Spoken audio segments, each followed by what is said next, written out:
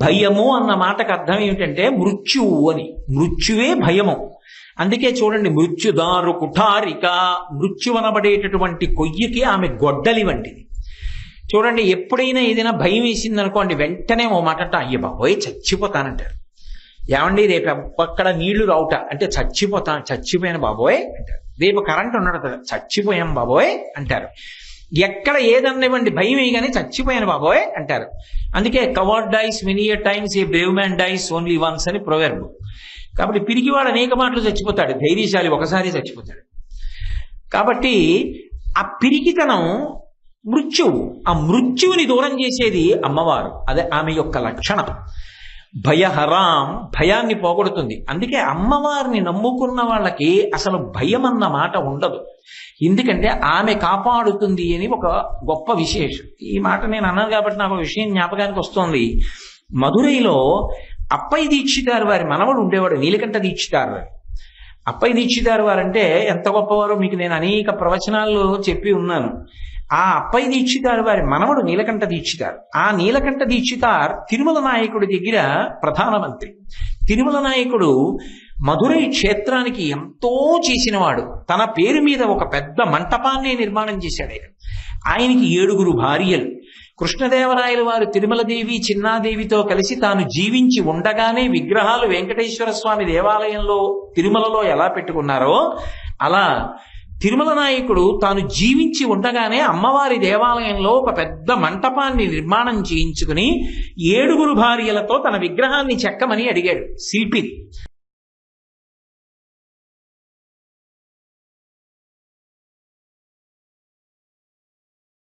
వర్షం లేకపోతే ధర్మం నిలబడదు, వర్షం లేకపోతే ప్రాణులకు అన్నం దొరకదు, అవ్యవస్థ ఏర్పడుతుంది.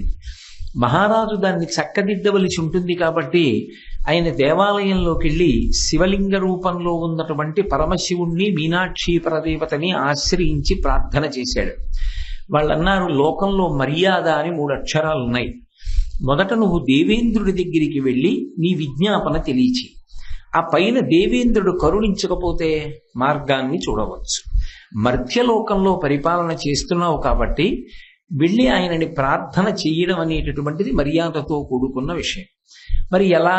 ఇక్కడి నుంచి బయలుదేరి విమానంలో దేవేంద్రలోకాన్ని చేరడానికి మార్గం ఎలా అని అడిగితే ఆయన అన్నారు, ఈ మధురై క్షేత్రంలో చతుర్దశి తిథి నాడు, అదృష్టం ఏమిటంటే ఇవాళ చతుర్దశి మాసశివరాత్రి, చతుర్దశి తిథి నాడు ఉపవాసం చేసి శంకరుణ్ణి ఆరాధించినాడు.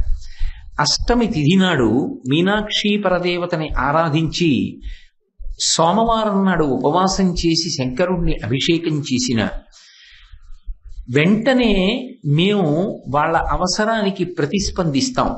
కాబట్టి నువ్వు కూడా ఇక్కడ మా కుమారుడవు అన్న విషయాన్ని పక్కన పెడితే క్షేత్ర ప్రాధాన్యతని దృష్టిలో పెట్టుకుని ఇక్కడ అనుష్ఠించవలసినటువంటి విధానాన్ని అనుష్ఠించు. దాని వలన నువ్వే కాదు, ఇలాగే అనుష్ఠానం చేస్తే చేర చోళ రాజులు కూడా నీతో కలిసి విమానంలో దేవేంద్రుడి యొక్క సన్నిధానానికి వెళ్ళవచ్చు.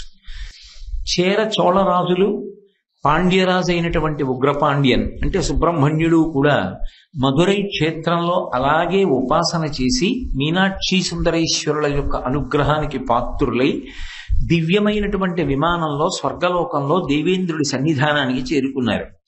ఎప్పుడైతే శివాజ్ఞ ప్రకారం వీళ్ళ ముగ్గురు బయలుదేరి ఇంద్రలోకానికి వస్తున్నారని సుబ్రహ్మణ్యుడు తెలుసుకున్నాడో, ఆయన తను కూర్చున్నటువంటి వేదిక మీద ఆసనం కన్నా కిందకి ఒక 3 ఆసనాలు వేయించాడు.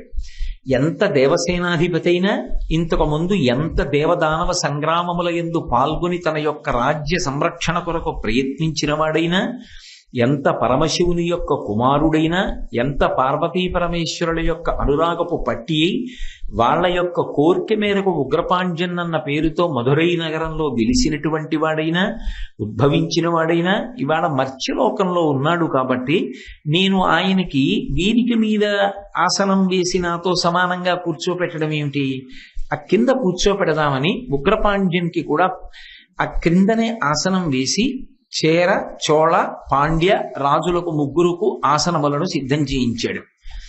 ముగ్గురు సభాప్రవేశం చేశారు. కుర్చీలు చూపించి కూర్చోండి అన్నాడు. చేర చోళ రాజులు ఇదే గొప్ప అనుగ్రహం ఇంద్రుడి సన్నిధానంలో కూర్చోవడం అని కూర్చున్నాడు. కానీ సుబ్రహ్మణ్యుడు మాత్రం తిన్నగా వేదిక మీదకి వెళ్ళి ఒక కుర్చీ లాక్కుని అందులో కూర్చున్నాడు.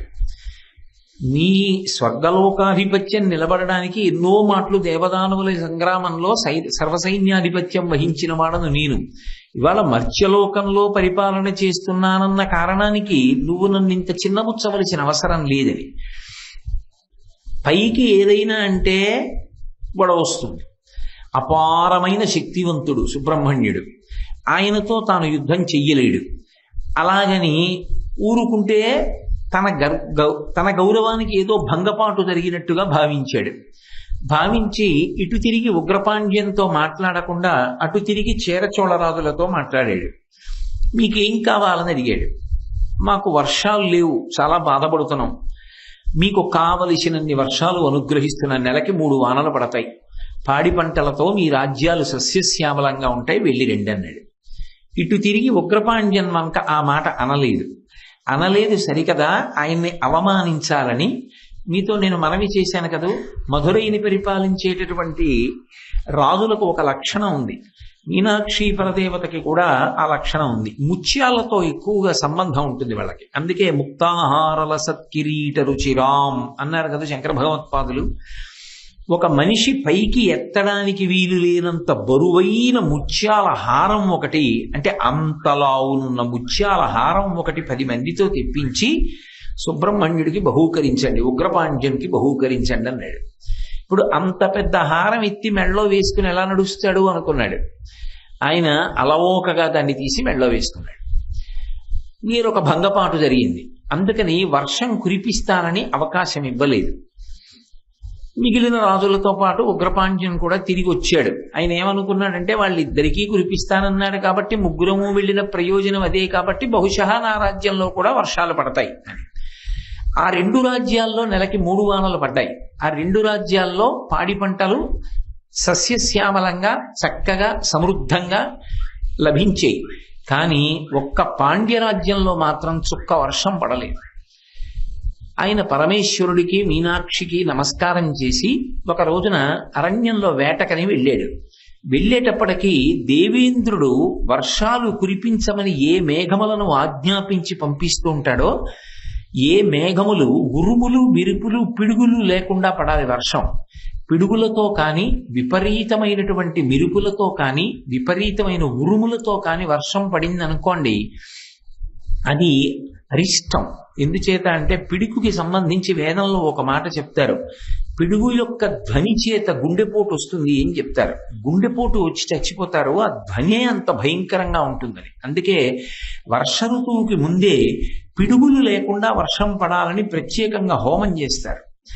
అందుకని పిడుగులు మెరుపులు ఉరుములు లేకుండా వర్షాలు చక్కగా పాడి పంటల్ని కల్పించడం కోసం కురివడానికి అవకాశం ఇచ్చేటటువంటి మేఘములు 4 ఉన్నాయి.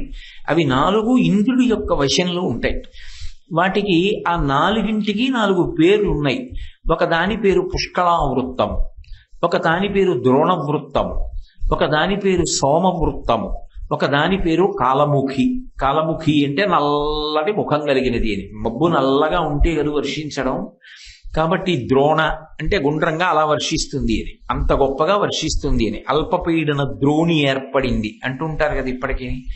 అందుకని సోమవృత్తము, ద్రోణవృత్తము, పుష్కళావృత్తము, కాలముఖి అనబడేటటువంటి 4 మేఘములు ఎందుకో ఇంద్రుడి ఆజ్ఞ పలుపున చోళ రాజ్యములలో వర్షములు కురిపించి అరణ్యంలోకి ప్రవేశించి విశ్రాంతి తీసుకుంటున్నాయి. చూశాడు ఇంద్రుడు, చూశాడు సుబ్రహ్మణ్యుడు, ఉగ్రపాండ్యన్గా ఉన్నాడు కదూ. ఓహో, నా రాజ్యంలో వర్షాలు కురిపించడం మానేసి ఇంద్రుడు అహంకరించి మిమ్మల్ని పంపిస్తే మీరు వెళ్ళి అక్కడ 2 రాజ్యాల్లో వర్షాలు కురిపిస్తున్నారు. నాకు అభ్యంతరం లేదు అక్కడ వర్షం కురిపిస్తే, కానీ మా రాజ్యంలో వర్షం కురిపించకపోవడం మాత్రం నేను అంగీకరించానని తన యొక్క శక్తి చేత ఈ 4 మేఘములను బంధించి తీసుకొచ్చి తన కారాగారంలో పెట్టాడు. మరునాడు మళ్లీ వెళ్లి వర్షించమని చెప్పడానికి పిలిస్తే ఏవి? ఆ మేఘముల యొక్క అధిష్టాన పురుషులు లేరు. ఏమైపోయాయి మేఘాలన్నాడు ఇంద్రుడు. ఆ 4 మేఘాలని కూడా ఇవాళ సుబ్రహ్మణ్యుడు ఉగ్రపాండ్యన్ అన్న పేరుతో మధురైని రాజధానిగా పరిపాలిస్తున్నాడు కాబట్టి కారాగారంలో పెట్టాడు. ఆ మేఘములు లేవన్నారు. వెంటనే ఏకవీరుడు అని దేవేంద్రుడి యొక్క ఆస్థానంలో చాలా పరిణితి కలిగినటువంటి విద్వాంసుడు, ఆయనతో రాయబారం పంపించాడు ఆ మేఘములను విడిచిపెట్టమని. ఈలోగా ఆయన వెళ్లి రాయబారం చెప్పి అసలు ఏమంటాడు ఉగ్రపాండ్యన్ అన్న దాని గురించి వినకుండానే, నా అంతటి వాణ్ణి లొంగవలసిన అవసరం ఏముంది, మర్చుడు భూలోకంలో పుట్టిన వాడికి ఇంత టెంపరితనమా, మేఘాల్ని కారాగారంలో పెడతాడా అని యుద్ధానికి బయలుదేరాడు. సుబ్రహ్మణ్యేశ్వర స్వామి వారి యొక్క అవతారం కదా ఉగ్రపాండ్యన్. తన యొక్క ఆయుధాల చేత దేవసైన్యాన్నంతటినీ పడగొట్టి సంహరిస్తే బాగుండదని ఇంద్రుడిని కూడా ఐరావతం నుంచి నేల పడగొట్టాడు. ఆయన కిరీటం దూరంగా దొల్లిపోయింది, నేల మీద పడిపోయాడు. తాను కూడా ఎక్కడ బందీగా చిక్కుతానోనని వెంటనే అంతర్ధానమై స్వర్గలోకానికి వెళ్ళిపోయాడు. వెళ్ళిపోయి ఇప్పుడు ఆ ఏకవీరుడితో రాయబారం పంపించాడు. ఆ ఏకవీరుడు వచ్చి, ఎంతైనా ఇంద్ర పదవి కదూ, దేవతలకి అధిపతి కదూ, ఇలా మీరు బంధించడం మర్యాదగా లేదు, కాబట్టి ఆ 4 మేఘములను విడిచిపెట్టవలసింది అని అడిగాడు. విడిచిపెట్టడానికి నాకు అభ్యంతరం లేదు, కానీ నెలకి 3 వానలు ఇక్కడ కూడా కురవాలి, అలా మేఘములను ఇంద్రుడు ఆజ్ఞాపిస్తే విడిచిపెడతానన్నాడు. ఇంద్రుడు మాటిచ్చాడు, అలాగే కురిపిస్తానన్నాడు. నేను నమ్మను, ఇంద్రుడి యొక్క అహంకార బుద్ధి నాకు తెలుసు. అయినా మధ్యవర్తిత్వం చేస్తున్నటువంటి వాడివి, దీనికంతటికీ హామీగా నిలబడతానని ఓ ఏకవీరుడా నువ్వు అంగీకరిస్తే, నెలకి 3 వానలు ఇంద్రుడు కురిపిస్తానన్నాడన్న మాటకి నువ్వు హామీగా నిలబడితే నేను ఆ మేఘములను కారాగారం నుంచి విడుదల చేస్తాను. ఉగ్రపాండ్యన్ యొక్క మాటకు అంగీకరించి ఏకవీరుడు హామీగా నిలబడ్డాడు. ఆ మేఘములను విడుదల చేశారు. నెలకి 3 వానలు పడుతున్నాయి. చక్కగా పాడి పంటలతో సమృద్ధిగా ఉంది. దేవేంద్రుడంతటి వాడికి మళ్లీ తన కుమారుడైనటువంటి సుబ్రహ్మణ్యేశ్వర స్వామి వారితో మీనాక్షి పరదేవత సుందరేశ్వరుడు కలిసి బుద్ధి చెప్పించినటువంటి క్షేత్రం. అందుకని సుబ్రహ్మణ్యుడి పట్ల ఒక ప్రత్యేకమైన అనుగ్రహాన్ని అమ్మవారు అక్కడ వర్షించింది కాబట్టి ఆ స్వామి పేరు ముందుకు తీసుకొచ్చారు శంకరాచార్యుల వారు. అనౌచిత్యంగా ఔచిత్యం లేకుండా తీసుకురారు.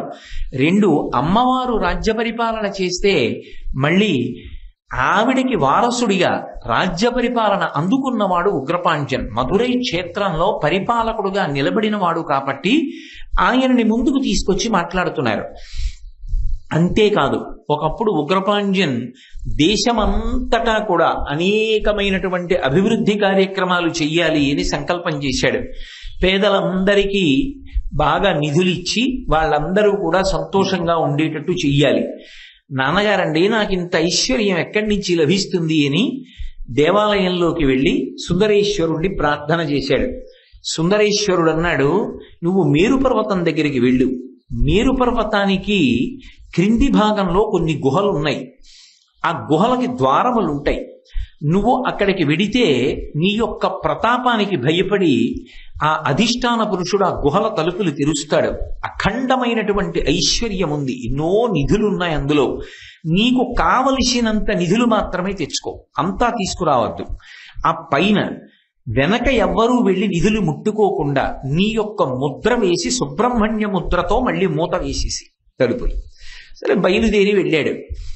ఆ నిధులు ఉన్నటువంటి గుహల తలుపులు ఎక్కడున్నాయో చూస్తే అవి కనపడకుండా చెయ్యడం కోసమని మేరుపర్వతం అసలు గుహలేవీ లేనట్టుగా, వాటికి తలుపులు లేనట్టుగా కనపడేటట్టుగా చేసి దాచేసింది. ఒకప్పుడు స్వామి హనుమకి సంజీవని దొరకకుండా ఎలా ప్రయత్నం చేశారో అలా.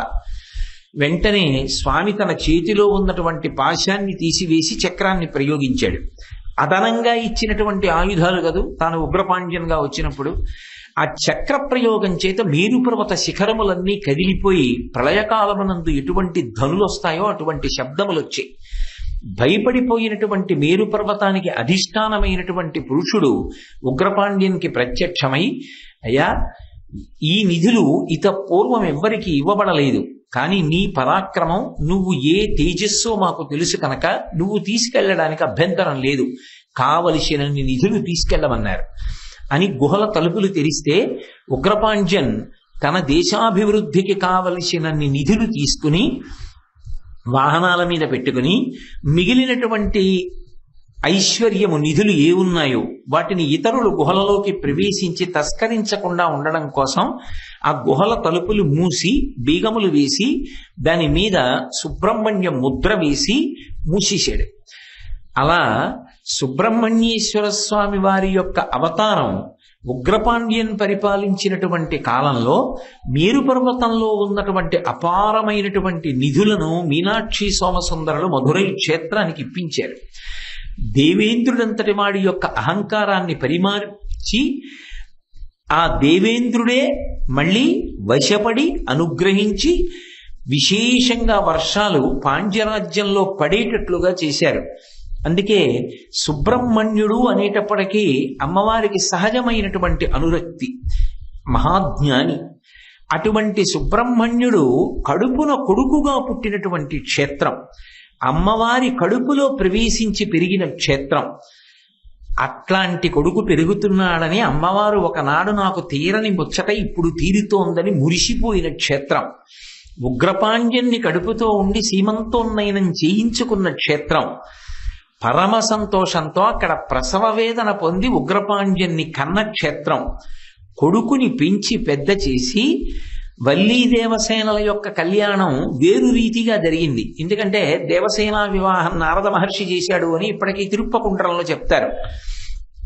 కానీ తన కొడుకు పెళ్లికి తానే పెద్దరికం వహించి సంబంధాలు చూసి ఈ పిల్ల బాగుంటుంది అని చెప్పి కొడుకుని పిలిచి పెళ్లి చేసి కోడల్ని తెచ్చుకుంది. సామాన్యమైన స్త్రీ కోరిక ఎలా ఉంటుందో అలా ఉన్న ఒక్కగానొక్క కొడుక్కి మంచి కోడల్ని తెచ్చుకోవాలని యావత్ దక్షిణ భారతాన్ని విడిచిపెట్టి ఎక్కడో ఉత్తర భారతంలో ఉన్నటువంటి సూర్యవంశానికి చెందిన సోమశేఖరుడు అనేటటువంటి రాజు యొక్క కుమార్తె అయినటువంటి కాంతిమతి అనబడేటటువంటి గొప్ప సౌందర్యవతి అయిన పిల్లని కోడలుగా నిర్ణయం చేసి మీనాక్షి సుందరేశ్వరులు ఉగ్రపాండ్యన్ యొక్క వివాహం చేసి వాళ్ళిద్దరూ అనుకూల దాంపత్యంతో ఉంటే కొడుకుని కోడల్ని చూసుకుని మురిసిపోయి తదనంతర కాలంలో కొడుక్కి యవ్వరాజ్య పట్టాభిషేకం చేసి ఇకపైన మేం భక్త పరిపాలనం కూడా చేస్తూ దేవాలయంలో ఉంటామని నిర్ణయం చేసుకుని వాళ్ళంతట వాళ్లే ఎవరూ చెక్కని మూర్తులుగా శివలింగంగా మీనాక్షి పరదేవతగా దేవాలయాల్లో వెలిసినటువంటి క్షేత్రం మధురై కనుక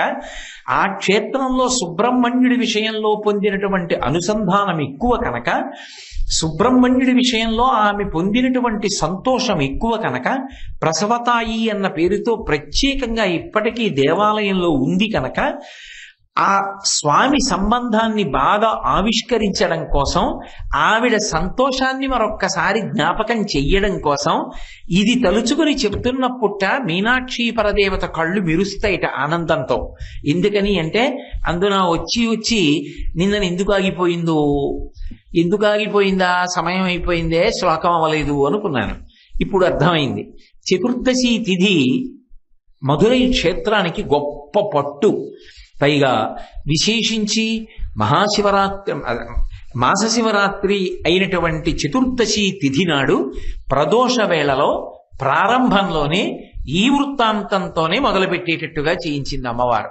అది అమ్మవారి యొక్క లీల అంటే అలా ఉంటుంది తల్లి. కాబట్టి శ్రీమత్ షణ్ముఖ విఘ్నరాజ జననీం శ్రీమజ్జగన్మోహినీం. ఆ తల్లి ఈ జగత్తునంతటినీ కూడా మోహింపచేస్తుంది. ఈ మోహింపచేస్తుంది అనేటటువంటి మాటని కొంచెం జాగ్రత్తగా అర్థం చేసుకోవాలి. చూశారు, అమ్మవారి గురించి ఒక ప్రార్థనా శ్లోకం చెప్తూ ఉంటారు. సింధూరారుణ విగ్రహం త్రినయనాం మాణిక్య మౌళి స్ఫుర తారానాయక శేఖరాం స్మితముఖీం ఆపీనవక్షోరుహాం పాణిభ్యాం అళిపూర్ణ రత్న చషకం రక్తోత్పలం బిభ్రతీం సౌమ్యాం రత్నఘటస్థ రక్తచరణాం ధ్యాయేత్ పరామంబికాం అంటారు. ఆవిడ చేతిలో ఒక రత్నములు పొదిగిన కుండ పట్టుకుంటుంది, పాత్ర. అందులో తేనె ఉంటుంది, దాని మీద తుమ్మెదలు తిరుగుతుంటాయి. దాని అర్థం ఏమిటో తెలుసా?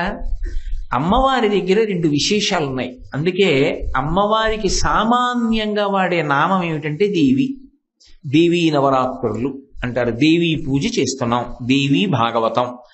దేవి అన్న మాట ఎందుకు వాడతారంటే దివ్వు అంటే రెండు అర్థాలు. ఒకటి ప్రకాశించున్నది, రెండవ అర్థం క్రీడించున్నది, ఆడుకుంటూ ఉంటుంది ఆవిడ. ఆవిడ యొక్క రూపం ఇప్పుడు ప్రకాశమే. ఇంకా ఏమిటి ఆవిడ ఆట అంటే, మనుష్య జన్మ అన్ని జన్మలలోకి పరమోత్కృష్టమైనటువంటి జన్మ. అంత గొప్ప జన్మనిచ్చి జ్ఞానేంద్రియ కర్మేంద్రియ సంఘాతమైనటువంటి శరీరాన్నిచ్చి బుద్ధినిచ్చి ప్రమాణంగా స్వీకరించమని వారు చెప్పినటువంటి మాటలని శిరోధార్యంగా పుచ్చుకొమ్మని మహానుభావులు చంద్రశేఖరేంద్ర సరస్వతి మహాస్వామి వంటి గురువులనిచ్చి శాస్త్రమునిచ్చి ఆ తల్లి మీరు ఈ భక్తిని తెలుసుకోండి, ఈ తత్వాన్ని తెలుసుకోండి, ధరించండి అని పంపిస్తే శాస్త్రం అక్కర్లేదు, గురువుగారు అక్కర్లేదు, దైవం అక్కర్లేదు. కేవలముగా ఇక్కడ లభించేటటువంటి భౌతికమైన సుఖములు ఇంద్రియముల చేత అనుభవించేవి ఉన్నాయో వాటిని మార్చి మార్చి ఇంద్రియములను మనసుతో కలుపుతూ అనుభవించి దాని వలన జీవితం గడిచిపోతే జాలనుకునేటటువంటి లౌల్యము కలిగినటువంటి వారెవరుంటారో అటువంటి వారిని ఆ లౌల్యములోనే తిప్పుతుంది. ఎందుకని అంటే ఆమె రెండు మార్గములను ఇస్తుంది. ఒకటి, భక్తితో మీ అంత మీరు ప్రయత్నం చేశారనుకోండి, మీరంతా మీరు అనడం కన్నా మనంత మనం అనడం మంచిదేమో. నేను మీకన్నా ఎంత మాత్రమూ పై స్థాయిలో ఉన్నవాడను కాదు, యథార్థమునకు మీలో కొందరికన్నా ఇంకా తక్కువ స్థాయి వాడనేమో. కాబట్టి మనందరం భక్తితో ఉండాలి అని అనుకున్నప్పుడు ఒక్క అడుగు ముందుకు వేస్తే ఆవిడ 10 అడుగులు ముందుకొచ్చి మార్గం చూపించి పైకెత్తడానికి సిద్ధంగా ఉంటుంది. పూజనీయురాలై ఎప్పుడూ మనని కాపాడుతుంది. కాబట్టి భట్టారికా స్వరూపమై ఉంటుంది.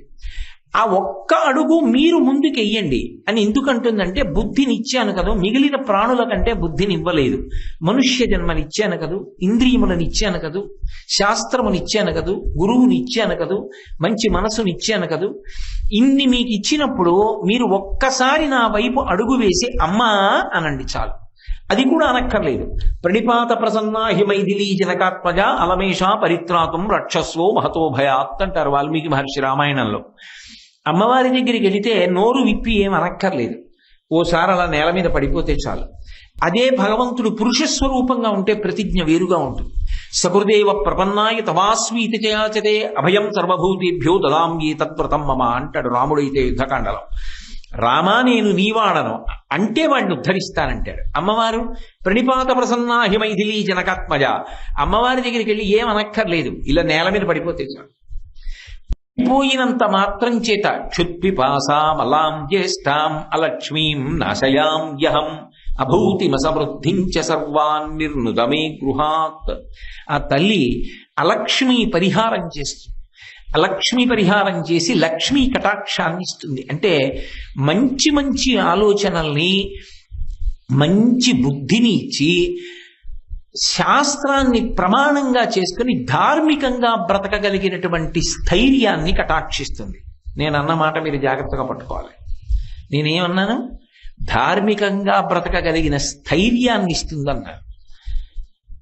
ఎందుకు ఆ మాట అన్నాను అంటే, ధార్మికంగా బ్రతకడంలో త్యాగం ఉంటుంది, ఉరిపిడి ఉంటుంది. అధార్మికంగా బ్రతకడంలో ఉరిపిడి ఉండదు. ఎందుకో తెలుసా? ఇవన్నీ ఓ పిచ్చండి, ఇదంతా ఛాందసత్వం, ఇవన్నీ ఏమిటి అని అనుభవించేవాడికి త్యాగమే ఉంది. వాడు ఏం కావాలనుకుంటున్నాడో అది వాడు అనుభవిస్తాడు. కానీ అమ్మవారు ఒకతుంది, ఆవిడిచ్చిన అనుగ్రహం, ఈ ఇంద్రియములకు ఆవిడ శక్తినిచ్చింది. నేను దుర్వినియోగం చేస్తే ఆవిడ శిక్షిస్తుంది, నేను ఆవిడికి జవాబుదారి. అనుకున్నవాడు ఒక సుఖాన్ని పొందాలన్న కోరిక ఏ కారణం చేతనైనా మనసులో పొందినా అది ధర్మ విరుద్ధము అనుకుంటే దాన్ని త్యాగం చేస్తాడు తప్ప శక్తి ఉన్నా అనుభవించాడు. సముద్రము ఎలా తన చెలియని కట్టని తాను దాటకుండా అక్కడ వరకు వచ్చి వెనక్కి వెళ్ళిపోతుందో అలా తాను చెలియని కట్ట దాటకుండా బ్రతుకుతాడు. ఆ బ్రతకడంలో ఒరిపిడి ఉంటుంది, త్యాగం ఉంటుంది. తనకి అందుబాటులో ఉన్న అది అధార్మికము, అది ధర్మచట్రంలో ఇమడదు అన్న సుఖాన్ని తాను అనుభవించాడు. ఆయన ఒక మంచి పదవిలో ఉన్నాడు, ఆయన కోరుకుంటే కోట్లు వచ్చి పడిపోతాయి, ఆయన అలా తీసుకోడు. అలా తీసుకోకపోవడంలో ఒక ఉరిపిడి ఉంటుంది. ఎందుకని? కొంతమంది అంటారు, నీ ముఖం ఇప్పుడు సంపాదించకపోతే ఎప్పుడు సంపాదిస్తావు, ఈ స్థానంలో ఉన్నావు కాబట్టి వస్తుంది, మిగిలిన వాళ్ళు సంపాదించలా, నీకేనా ఈ మడి ఎత్తాను అంటారు. కాదని తన ఎదురుగుండా కంటికి కనపడనటువంటి అమ్మవారిని నమ్మి, ఆవిడ చెప్పిన విషయాన్ని నమ్మి, శాస్త్రాన్ని నమ్మి, గురువుని నమ్మి, ధర్మానికి కట్టుబడి ఇది నన్ను కాపాడుతుందని బ్రతకడానికి లోపలి ధైర్యం కావాలి. ఆ ధైర్యం లేనివాడు రాజీ పడిపోతాడు. ఏమోలే ఎందుకు వచ్చింది ఇవన్నీ అంటాడు. ఏమోలే అనకుండా ఆవిడ అనుగ్రహం ఉండగా ఇవన్నీ కాపాడతాయా, ఆవిడ అనుగ్రహం కాపాడుతుందా నన్ను అని నిలబడడానికి స్థైర్యం ఉండాలి. అందుకని ధార్మికమైన జీవితమునందు ఒరిపిడి ఉంటుంది, ఒరిపిడి పక్కన త్యాగం ఉంటుంది, ఒరిపిడి త్యాగానికి స్థైర్యం ఉంటుంది. ఈ స్థైర్యాన్ని ఎవరు అనుగ్రహిస్తారంటే, ఎవరు ఆవిడ వంక తిరిగారో, ఆవిడ పాదములు పట్టుకున్నారో, ఆవిడికి నమస్కరించారో వాళ్ళకి ఆవిడ స్థైర్యాన్ని ఇస్తుంది. అందుకే భక్తి ఎందు ధైర్యం ఉంటుంది.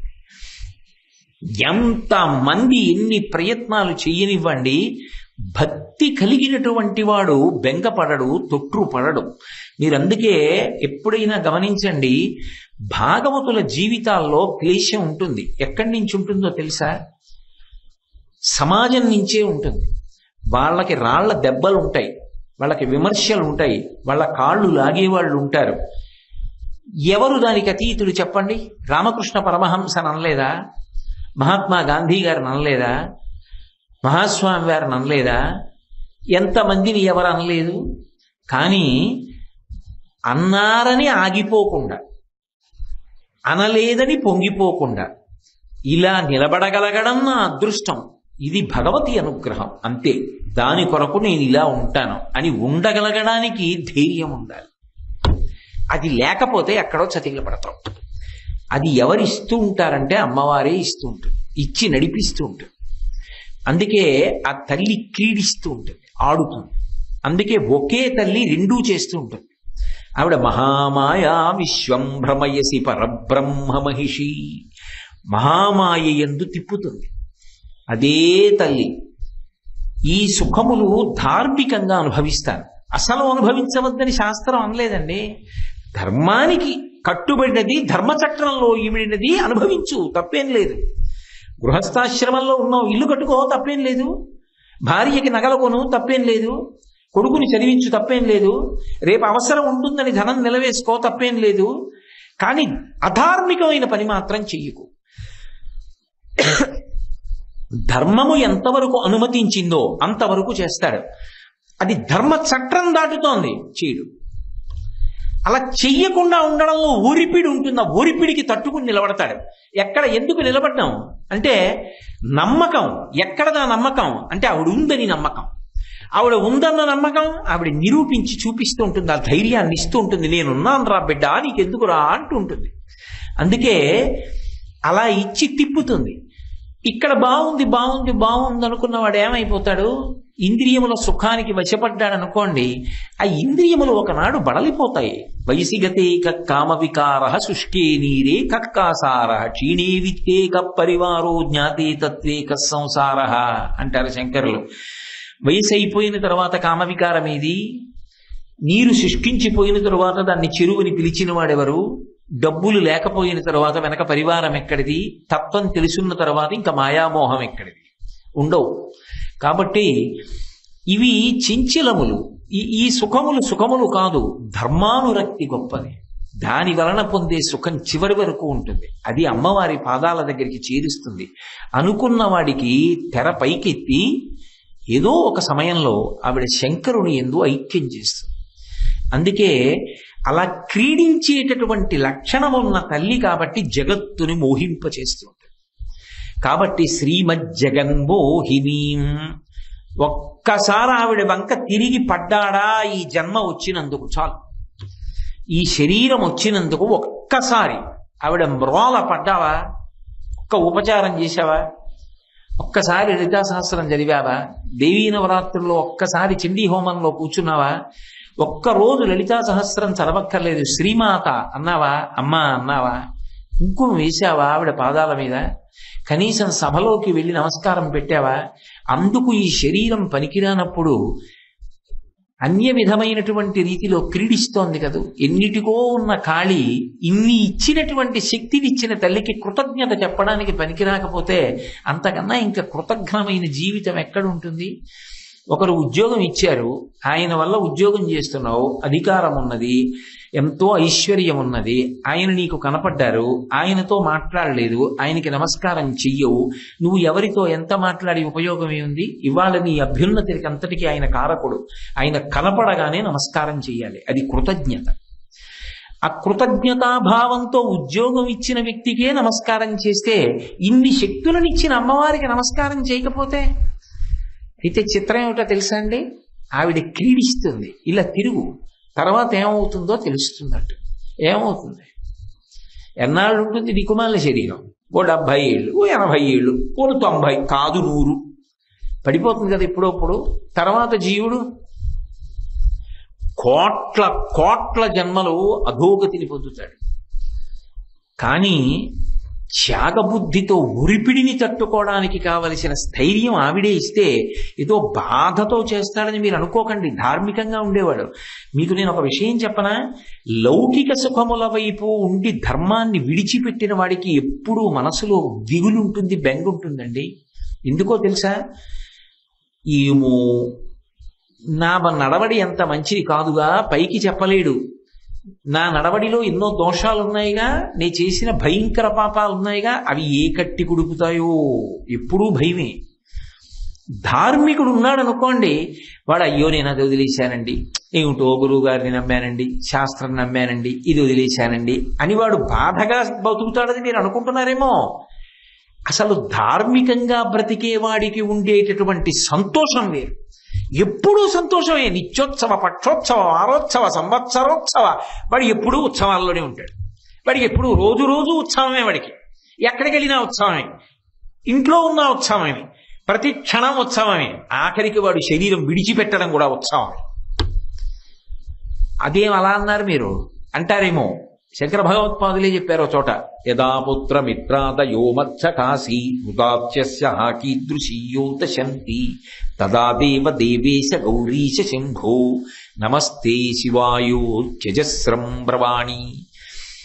ఆయన వెళ్ళిపోతుంటే ఆ కొడుకులు, కూతుళ్ళు, బంధువులు వచ్చి అయ్యో అయ్యో అయ్యో అయ్యో ఇంత మర్యాదస్తుడు, ఇన్ని గౌరవాలు పొందినవాడు ఆయన నేల మీద పడుకోబెట్టేశారు అని ఏడుస్తారేమో. స్నేహితులు అయ్యయ్యో ఇన్ని సత్కారాలు పొందినవాడు, ఇంత గౌరవాన్ని పొందినవాడు ఆయన అలా పడుకోబెట్టేశారు అని ఏడుస్తారేమో. భార్య, ఇతరులు ఏడుస్తారేమో. వాడు మాత్రం ఉత్సవంగా వెళ్ళిపోతాడు. ఎలాగో తెలుసా? స్వామి బ్రతికున్నంత కాలం నా శాయి శక్తులా నీ గురించి ఆలోచించా, నీ గురించి చదివా, నీ గురించి అనుష్ఠించా, నీ గురించి చెప్పుకున్నా, నీ గురించి పాడుకున్నా, నిన్నే స్మరిస్తూ సంతోషంగా బ్రతికా. అమ్మయ్యా ఈ ఒరిపిడులు పోయే, ఇప్పుడు ఇంకా సంతోషంగా అదిగో నీ పాదపంజరంలోకి చిలక ఎగిరి వచ్చేస్తోంది. ఇక పైన హాయిగా సంతోషంగా నీ పాద పంజరంలో కూర్చుని ఆడుకుంటా, ఇంకా నేను అన్ని బంధాలకి అతీతుణ్ణి అని చెమట పట్టిన బట్ట విప్పినట్టు ఉత్తరీయం తీసి పక్కన పారేసినట్టు శరీర త్యాగం చేసి ఈశ్వరుడు ఎంతో ఐక్యమైపోతాడు. అది ఆయనకి ఉత్సవమే. కాబట్టి ధార్మికునకు ఉత్సవము లేనిది లేదు. ధార్మికుడు బరువుగా బతుకుతాడని మీరు అనుకోకూడదు. నిజానికి ధార్మికుడి జీవితమే పరమ సంతోషంగా ఉంటుంది. అసలు ధార్మికుడు కష్టాలలో ఉన్నట్టున్నా ఆయన జీవితం గురించి చదువుతుంటే సంతోషంగా ఉంటుంది. అందులోంచి మనకు పూనికి వస్తుంది. రామాయణం చదువుతుంటే రాముడు సుఖపడ్డాడని ఉందండి, కష్టపడ్డాడని ఉంది. మరి ఎందుకు చదువుతాం? పిల్లలకి ఎందుకు రాముడి పేరు పెడతాం? ఎందుకు రామనామం రాస్తాం? అంటే ధర్మాన్ని ఉంచుకుని సంతోషాన్ని పొందాడు అన్ని కష్టాల్లో కూడా. ఆ సంతోషం మాకు అలా కావాలని రామాయణం చదువుతాం కదా. కాబట్టి ఆ తల్లి శ్రీమక్షణ్ముఖ విఘ్నరాజ జననీం, తల్లి శ్రీమజ్జగన్మోహినీం మీనాక్షీం ప్రణతోస్మి సంతతమహం కారుణ్యవరాన్నిధిం.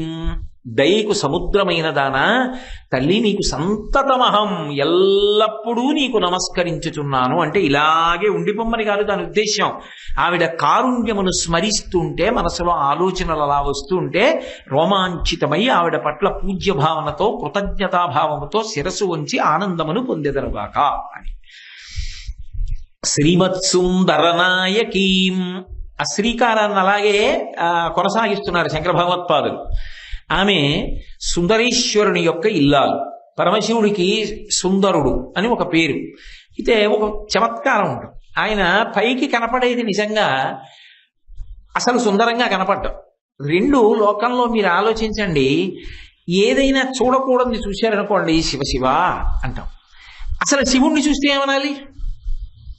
ఎందుకని అంటే దూర్జటి దిప్పి పొడిచాడు కాళహస్తీశ్వర శతకంలో. ఇవన్నీ ఏనుగుతోలు దుప్పటం, బువా కాలకూటంబు, చీగిమ్మే బ్రహ్మకపాలము, ఉగ్రమగు భోగే కంఠహారంబు, నిన్నీలాగున నుండియున్ తెలిసియున్ నీపాద మూలంబునం చేర్చన్ నారాయణుడు ఎట్లు మానసమునం శ్రీకాళహస్తీశ్వర. రక్తం కారిపోతున్న మాంసంతో ఉన్నటువంటి ఏనుగు దుప్పటి, ఏనుగు తోలు కట్టుకుంటాడు. ఆయనకి చేతకాక కాదు, గజాసురుడు అడిగాడని కట్టుకున్నాడు. దానికి దుర్వాసన రాదు, ఆయన అడిగాడు. ఏనుగు తోలు కట్టుకుంటాడు. మెళ్ళలో భయంకరమైన త్రాచుపం, అది కూడా మామూలుది కాదు, వాసుకి చూస్తూ ఉంటాడు. ఉగ్రమగు భోగే కంఠహారంబు, చేతిలో బ్రహ్మకపాలం, అందులో హాలాహలం తింటుంటాడు.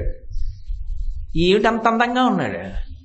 మేఘశ్యామం పీతకౌశేయవాసం శ్రీవత్సాంకం కౌస్తుభోద్భాసితాంగం పుణ్యోపేతం పుండరీకాయతాక్షం విష్ణుం వందే సర్వలోకైకనాథం. ఆయన బాగుంటాడా, ఈయన బాగుంటాడా? నిష్పక్షపాతంగా చెప్పండి. ఆయనే బాగుంటాడు విష్ణువు. మరి బాగున్నవాడు ఏం చేయాలి? బాగులేని వాడిని చూసి దేవుట్రా నాయన ఇలా ఉంటావు నాకు కనపడకనాలి అనలేదు. ఆయన గురించి తపస్సు చేసి, అబ్బా ఏమంతామండి మీ శరీరంలో నన్ను అర్ధభాగం ఇచ్చి రక్షించండి అని అడిగి శంకరనారాయణ ఎక్కడుందో తెలుసా? శంకరనారాయణ ఎక్కడైనా మీకు సాధారణంగా లోకంలో శివకేశవులు ఇద్దరూ కలిసినటువంటి రూపం ఉంటుంది. ఉంటే దాన్ని ఏదో హరిహర స్వరూపము అని పిలుస్తూ ఉంటారు. కానీ ఒక్క మధురై క్షేత్రంలో మాత్రం హరిహర స్వరూపం అనరు, శంకరనారాయణ అంటారు. ఆ శంకరనారాయణ తీసుకొస్తున్నారు ఇక్కడికి శంకరాచార్యులు వారు. ఎలా అంటే నిజానికి శంకరుడి రూపమంత అందమైన రూపం ఈ లోకంలో ఎక్కడా ఉండదు. కోటి సూర్య ప్రతీకాశం సర్వావయవ సౌందరం అప్రాకృత శరీరం తం అతిమన్మథరూపిణం ఘృతరీతి ఘనీభూతం సచ్చిదానంద విగ్రహం గంగాట యమునా చైవ విధత్తస్మనుచామరే అంటారు వ్యాసుడు లింగ పురాణంలో. ఆయన నడిచి వెడుతుంటే వెనక గంగా యమున అధిష్టాన దేవతలు నిలబడి ఆయన ఉత్తరీయాన్ని ఎత్తి పట్టుకుంటాయట. కోటి సూర్యుల పగిది వెలిగిపోతుంటాడు. అంతటి అందగాడు కనుక ఆయన సుందరుడు. నిజానికి అది సౌందర్యం, బాహ్యంలో అందం. అయితే మీరు ఒక్కటి జ్ఞాపకం పెట్టుకోండి, చాలా అందమైన చిరునవ్వు వెనక భయంకరమైనటువంటి పాపపు ఆలోచన ఉండవచ్చు. పరమ వికృతమైనటువంటి శరీరం లోపల అమృత భాండం లాంటి హృదయం ఉండవచ్చు. శంకరుడు పైకి అందగాడు, లోపల అందగాడు. లోపలి అందం ఏమిటి? ఆ అందం అమ్మగా మారి నిలబడగలగడం. ఇంకంతకన్నా ఏం చెప్పాలి? ఆయనే అయ్యగా నిలబడగలడు, ఆయనే అవసరమైతే అమ్మగాను నిలబడగలడు. పరమ కారుణ్యంతో పరమ ప్రేమతో ఉంటాడు, ఉద్ధరించడానికి చూస్తాడు తప్ప పాడు చెయ్యడం అన్నమాట ఆయనకి తెలియదు. అందుకే శివ. ఉమ ఎప్పుడూ అమ్మవారితో కలిసే ఉంటాడు. అందుకే మీనాక్షి పరదేవతకు భర్త అయి సోమసుందరుడిగా వచ్చాడు. కాబట్టి అటువంటి స్వామి.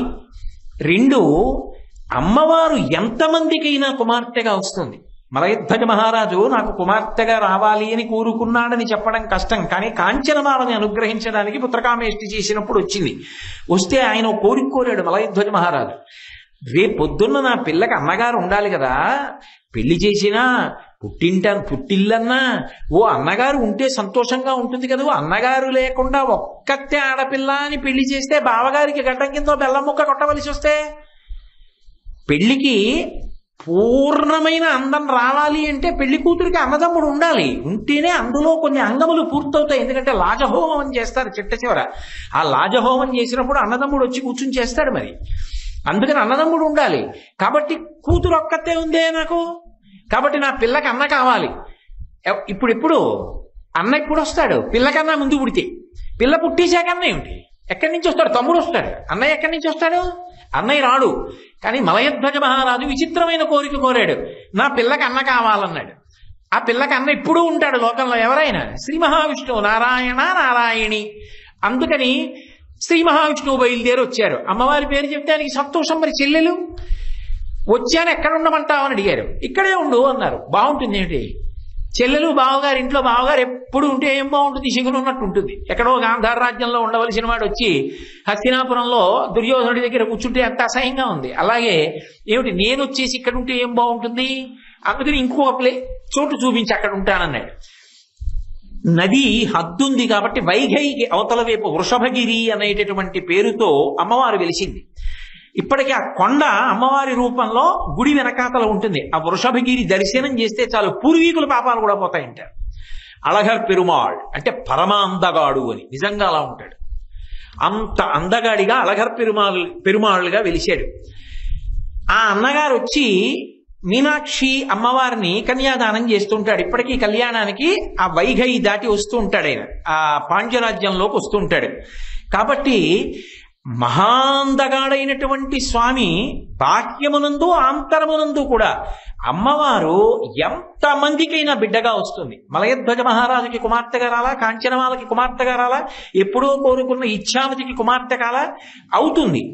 కానీ ఆమె మాత్రం ఎన్ని రూపాలలో వచ్చినా, ఎన్ని అవతారాలలో వచ్చినా ఆమె మాత్రం ఎప్పుడూ సోమసుందరునకు మాత్రమే ఇల్లాలు, ఒక్క శంకరునకు మాత్రమే ఇల్లాలు తప్ప వేరొకరికి ఇల్లాలిగా నిలబడడం మాత్రం ఆమె అంగీకరించదు. సరికదా, ఎవరైనా పురుషుడు ఆమె దగ్గరికి వెళ్ళినప్పుడు, మగవాడు ఆమె దగ్గరికి వెళ్ళినప్పుడు నేను పురుషుడను నేను మగవాడిని అన్న భావనతో వెళ్ళాడు అనుకోండి, ఆమె కన్ను ఎరుపు జీర కనపడుతుంది. శివే శృంగారార్ద్ర తదితరజనే కుచ్చనపరా, అమ్మా నేను నీ బిడ్డనమ్మా అని వెళ్ళాడు అనుకోండి, అమ్మవారి కళ్ళల్లో కారుణ్యరసం కనపడుతుంది. అందుకని అమ్మా నువ్వు ఎప్పుడూ ఆ సోమసుందరులకు ఇల్లాలివే. లోకంలో సాధారణంగా లక్షణం ఏమిటంటే స్వామివారు అవతారం తీసుకుంటారు, అమ్మవారు అనుసరిస్తారు. మీరు విష్ణువు విషయంలో చూడండి, విష్ణువు అవతారాలు తీసుకుంటారు, అమ్మవారు ఏం చేస్తుంది, నిత్యానపాయని కనుక ఆయన వెనకాతలే ఆవిడ కూడా వెడుతుంది.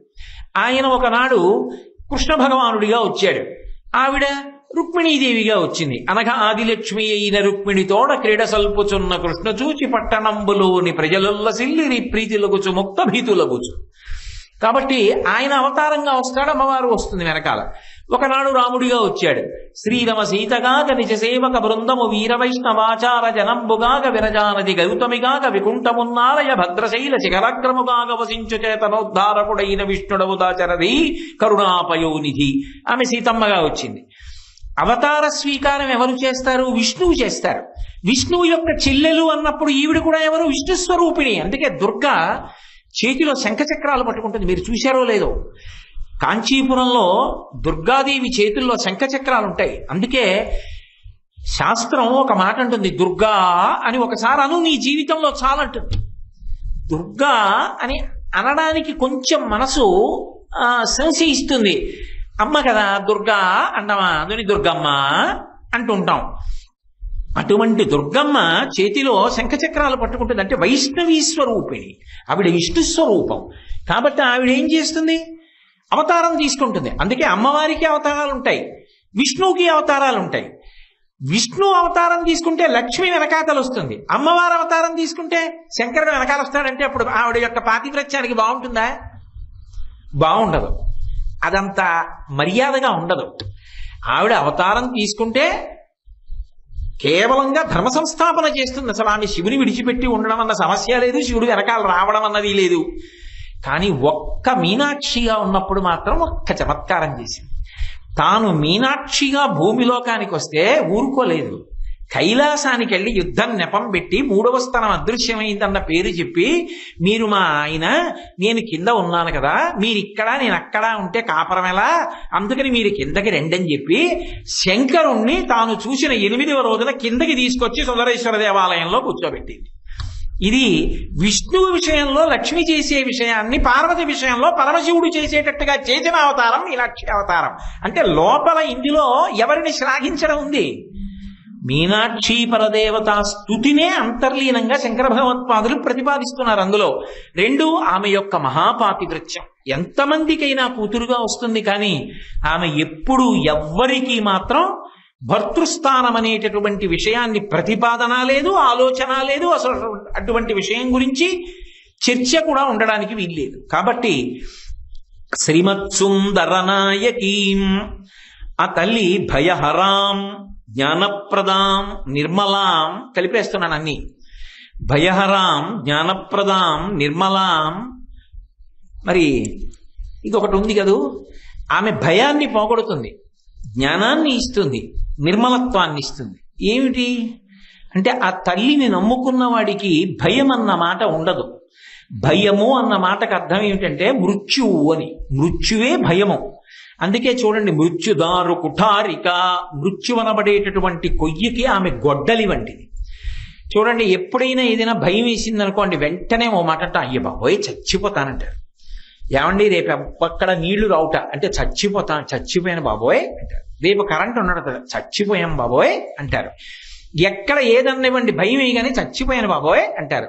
అందుకే coward dies many a times, a brave man dies only once అని ప్రొవెర్బ్.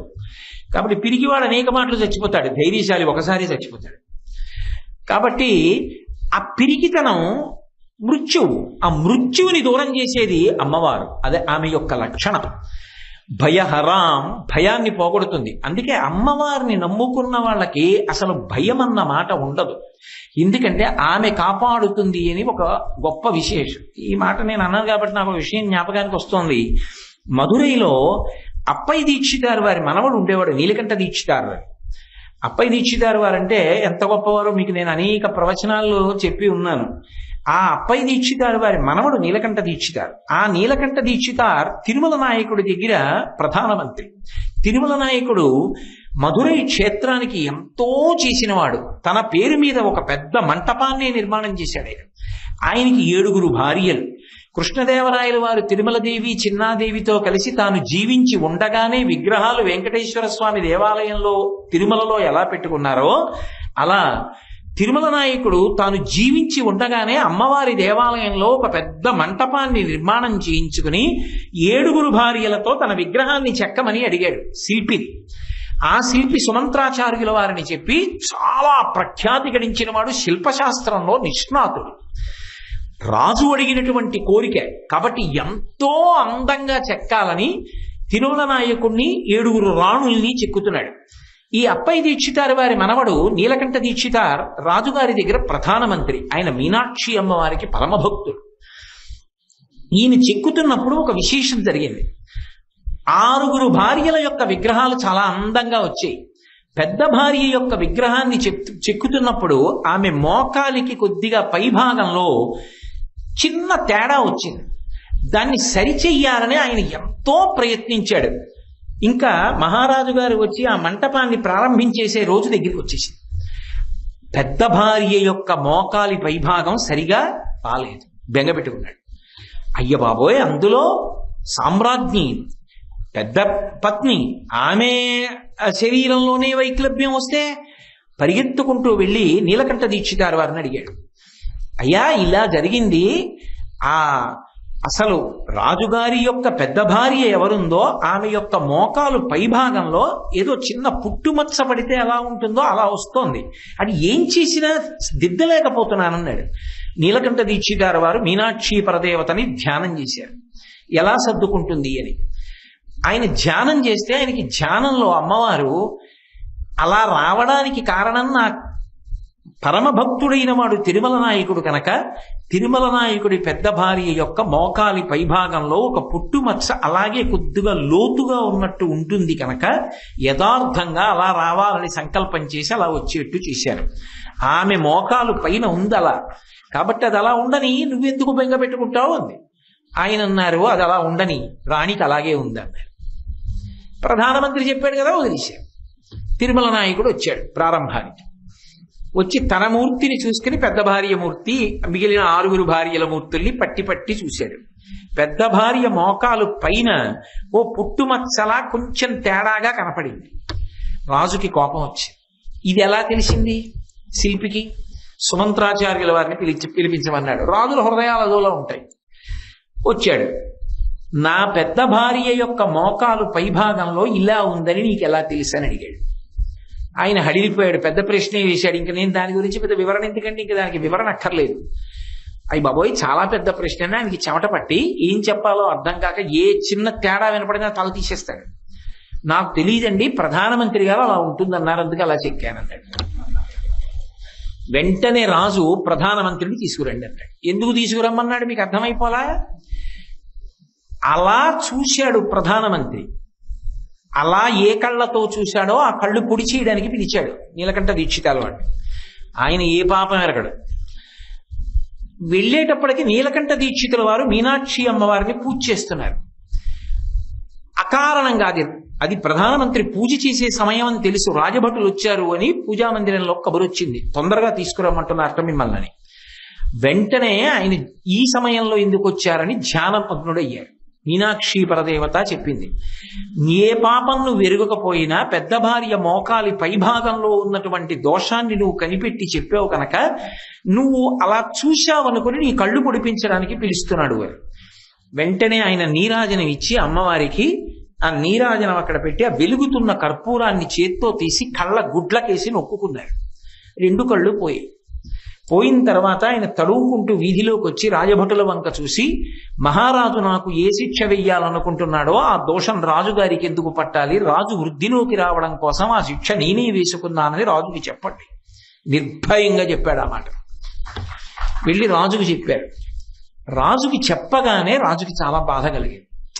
మహానుభావుడు, అంతటి ఉపాసకుడు, ఎంత తప్పు చేశాను అని గబగబా బయలుదేరి నీలకంఠ దీక్షితారు వారి ఇంటికి వెళ్ళాడు.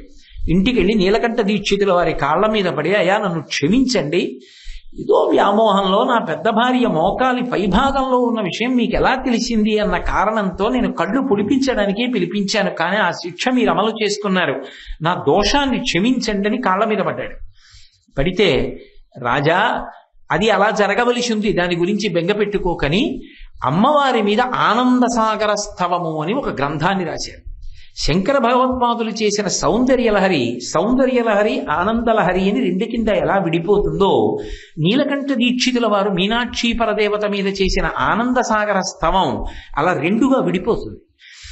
మధ్య నుంచి ఆనందలహరి మొదలైన సౌందర్యలహరి మొదలైనట్టే అమ్మవారిని పైనుంచి కింద వరకు వర్ణించి మిగిలినవి మీనాక్షి పరదేవత వైభవాన్ని వర్ణించారు. ఆనంద సాగర స్తవం పూర్తి చేస్తూ ఆయన ఒక మాట రాశారు.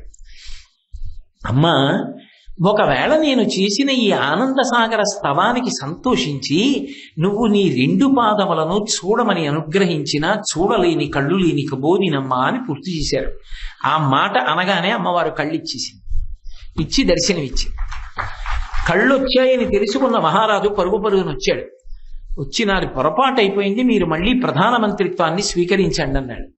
మహారాజా, నాకు ఈ ప్రధానమంత్రిత్వము వద్దు, రాజాంతఃపుర సేవలు వద్దు, నేను వెళ్ళి అమ్మవారి స్తోత్రం చేసుకుంటూ అమ్మవారి ధ్యానం చేసుకుంటూ కాలం గడుపుతానని తదనంతర కాలంలో ఆయన వేరొక ప్రదేశానికి వెళ్ళిపోయి మీనాక్షి పరదేవత ధ్యానంలో తరించిపోయారు.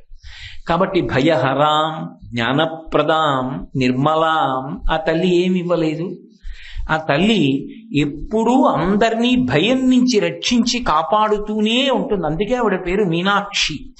ఒక్కసారి ఆ తల్లి వైపు తిరిగి నమస్కరించామనుకోండి, తన చూపులతో ఈ లోకంలో ఎవరు ఎక్కడ ఉన్నా సరే కాపాడుకోగలిగినటువంటి ప్రజ్ఞ కలిగినటువంటి తల్లి. కాబట్టి భయహరాం జ్ఞానప్రదాం నిర్మలాం, ఆమె నిర్మలత్వాన్ని పొంది ఉంటుంది. ఆమె నిర్మలత్వాన్ని పొంది ఉండడం ఒకెత్తు, ఆ తల్లి పాండిత్యం ఇచ్చినా ఏదైనా విభూతి ఇచ్చినా ఆ నిర్మలత్వాన్ని కూడా అవతల వారికి కూడా ఇవ్వడానికి ప్రయత్నిస్తుంది. తద్భిన్నంగా ప్రవర్తించాడనుకోండి, ఆ అహంకారం పోయేటట్టు చేసి కాపాడుతుంది. నేను ఇది చెప్తున్నప్పుడు నాకు ఒక విషయం జ్ఞాపకానికి వస్తుంది. మధురైలో కులీశ పాండ్యన్ అని ఒక రాజు పరిపాలిస్తుండేవాడు. ఆ కులీశ పాండ్యన్ పరిపాలిస్తున్నటువంటి కాలంలో ఇడైక్కడన్ అని ఒక గొప్ప విద్వాంసుడు ఉండేవాడు. ఆయన మంచి కవిత్వం చేసి మహారాజుకి వినిపిద్దామని చెప్పి కులీశ పాండ్యన్ గొప్ప విద్వాంసుడు ప్రభువుకి వినిపించాలని వచ్చాడు. వచ్చి చదువుతున్నాడు. చదువుతుంటే పరమ నిర్లక్ష్యంగా, నువ్వు పెద్ద వ్రాయగలిగిన వాడివి నేను వినాలా అన్నట్టుగా పెడచివిన పెట్టి నిర్లక్ష్య భావంతో చూస్తున్నాడు రాజు. ఆయన మనసుకి చాలా బాధ కలిగింది. అది భగవత్ సంబంధమైన స్తోత్రం. ఆయన పుస్తకం మూసి వెళ్ళిపోతున్నాడు. వెళ్ళిపోతుంటే అయ్యో వెళ్ళిపోతున్నావేమయ్యా అని కూడా అడగలేదు కులేశపాండ్యన్. అవమానించాలని వదిలేశాడు. ఆయన తిన్నగా మీనాక్షి దేవాలయానికి వెళ్ళాడు. అమ్మవారికి అయ్యవారికి నమస్కారం చేసి ఏడ్చాడు. మీరిచ్చిన అనుగ్రహంతో మీ మీద స్తోత్రం కవనం చేశాను. రాజుకి వినిపిద్దామని వెళ్ళా, నేనేం కోరుకోలా బహుమానాలు. అంతటి విద్వాంసుడు అసూయతో అమర్షభావంతో వినకపోగా సులకన భావంతో చూసి అసలు వినకుండా ఎవరితోనో మాట్లాడుతున్నాడు.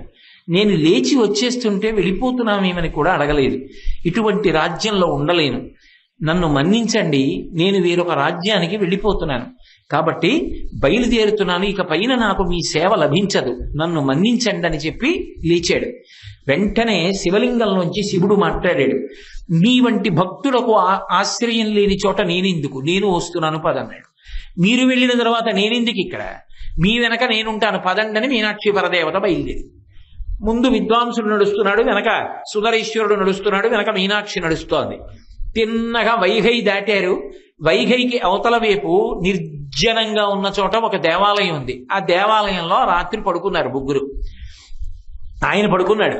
ఆయన పడుకున్న తర్వాత శివుడు పడుకున్నాడు. శివుడు పడుకున్న తర్వాత కాసేపు కాళ్ళు బట్టి అమ్మవారు పడుకుంది. ముగ్గురు ఊళ్ళో పడుకున్నారు. అది ఆయన యొక్క భక్తి. అది పాండిత్యం కాదు. పాండిత్యానికి భక్తి తోడు కానప్పుడు దానికి అర్థం ఉండదు, ఆ వినయం లేనప్పుడు. మరునాడు ఆ మీనాక్షి దేవాలయం సుందరేశ్వర దేవాలయం తెరిచి సుప్రభాతం పాడడం కోసం చూశారు. చూసేసరికి దేవాలయంలో తేజస్సు లేదు, మూర్తులు లేవు. హడిలిపోయి వెళ్ళి రాజుకు చెప్పారు. రాజు ఎంతైనా తెలివైన వాడు, విద్వాంసుడు కనుక ఆలోచించాడు, నేను ఏదో తప్పు చేశాను, ఏం చేశానని గుర్తొచ్చింది. ఎడైక్కడన్ ఇంట్లో ఉన్నాడా చూడండి అన్నారు. లేడు అన్నారు. అది సంగతి. ఎడైక్కడన్ వెళ్ళిపోయాడు, ఆయనతో వెళ్ళిపోయారు మీనాక్షి సుందరేశ్వరుడు అని పరుగున ఎడైక్కడన్ నెటిళ్ళాడో అటువైపుకు పరిగెత్తుకుంటూ వెళ్ళాడు పరివారంతో. వైఘై అవతల ఒక నిర్జనమైనటువంటి ప్రదేశంలో ముగ్గురు ఉన్నారు. ఇక లేచి మళ్ళీ బయలుదేరడానికి సిద్ధపడుతున్నారు. ముందు వెళ్ళి ఎడైక్కడన్ కాళ్ళ మీద పడ్డాడు. పడి ఆయనకి అనేక బహుమానాలు ఇచ్చి క్షమాపణ చెప్పి, అయ్యా నన్ను మన్నించండి, ఇక పైన ఎప్పుడు నేను ఇటువంటి దోషం చేయను, మీ వంటి విద్వాంసులు విడిపోతే రాజ్యానికి గొప్పతనమే ఉంది, నాకు పాండిత్యం ఉంది, కానీ ఏం ఉపయోగం, అహంకారానికి పనికొచ్చింది, అసూయకి పనికొచ్చింది, ఇవి కాదు ఉండవలసిన విధానం. ఇక పైన నేను నిర్మలమైనటువంటి జీవితాన్ని గడుపుతాను, అమర్షాన్ని విడిచిపెట్టి ప్రేమ భావనతో బ్రతుకుతాను రెండని అడిగాడు. ఆ ఎడైక్కడన్ శివుడి వంక చూశాడు. శివుడు అన్నాడు, నువ్వు వెడితే నేను వస్తానన్నాడు. శివుడి కాళ్ళ మీద పడ్డాడు.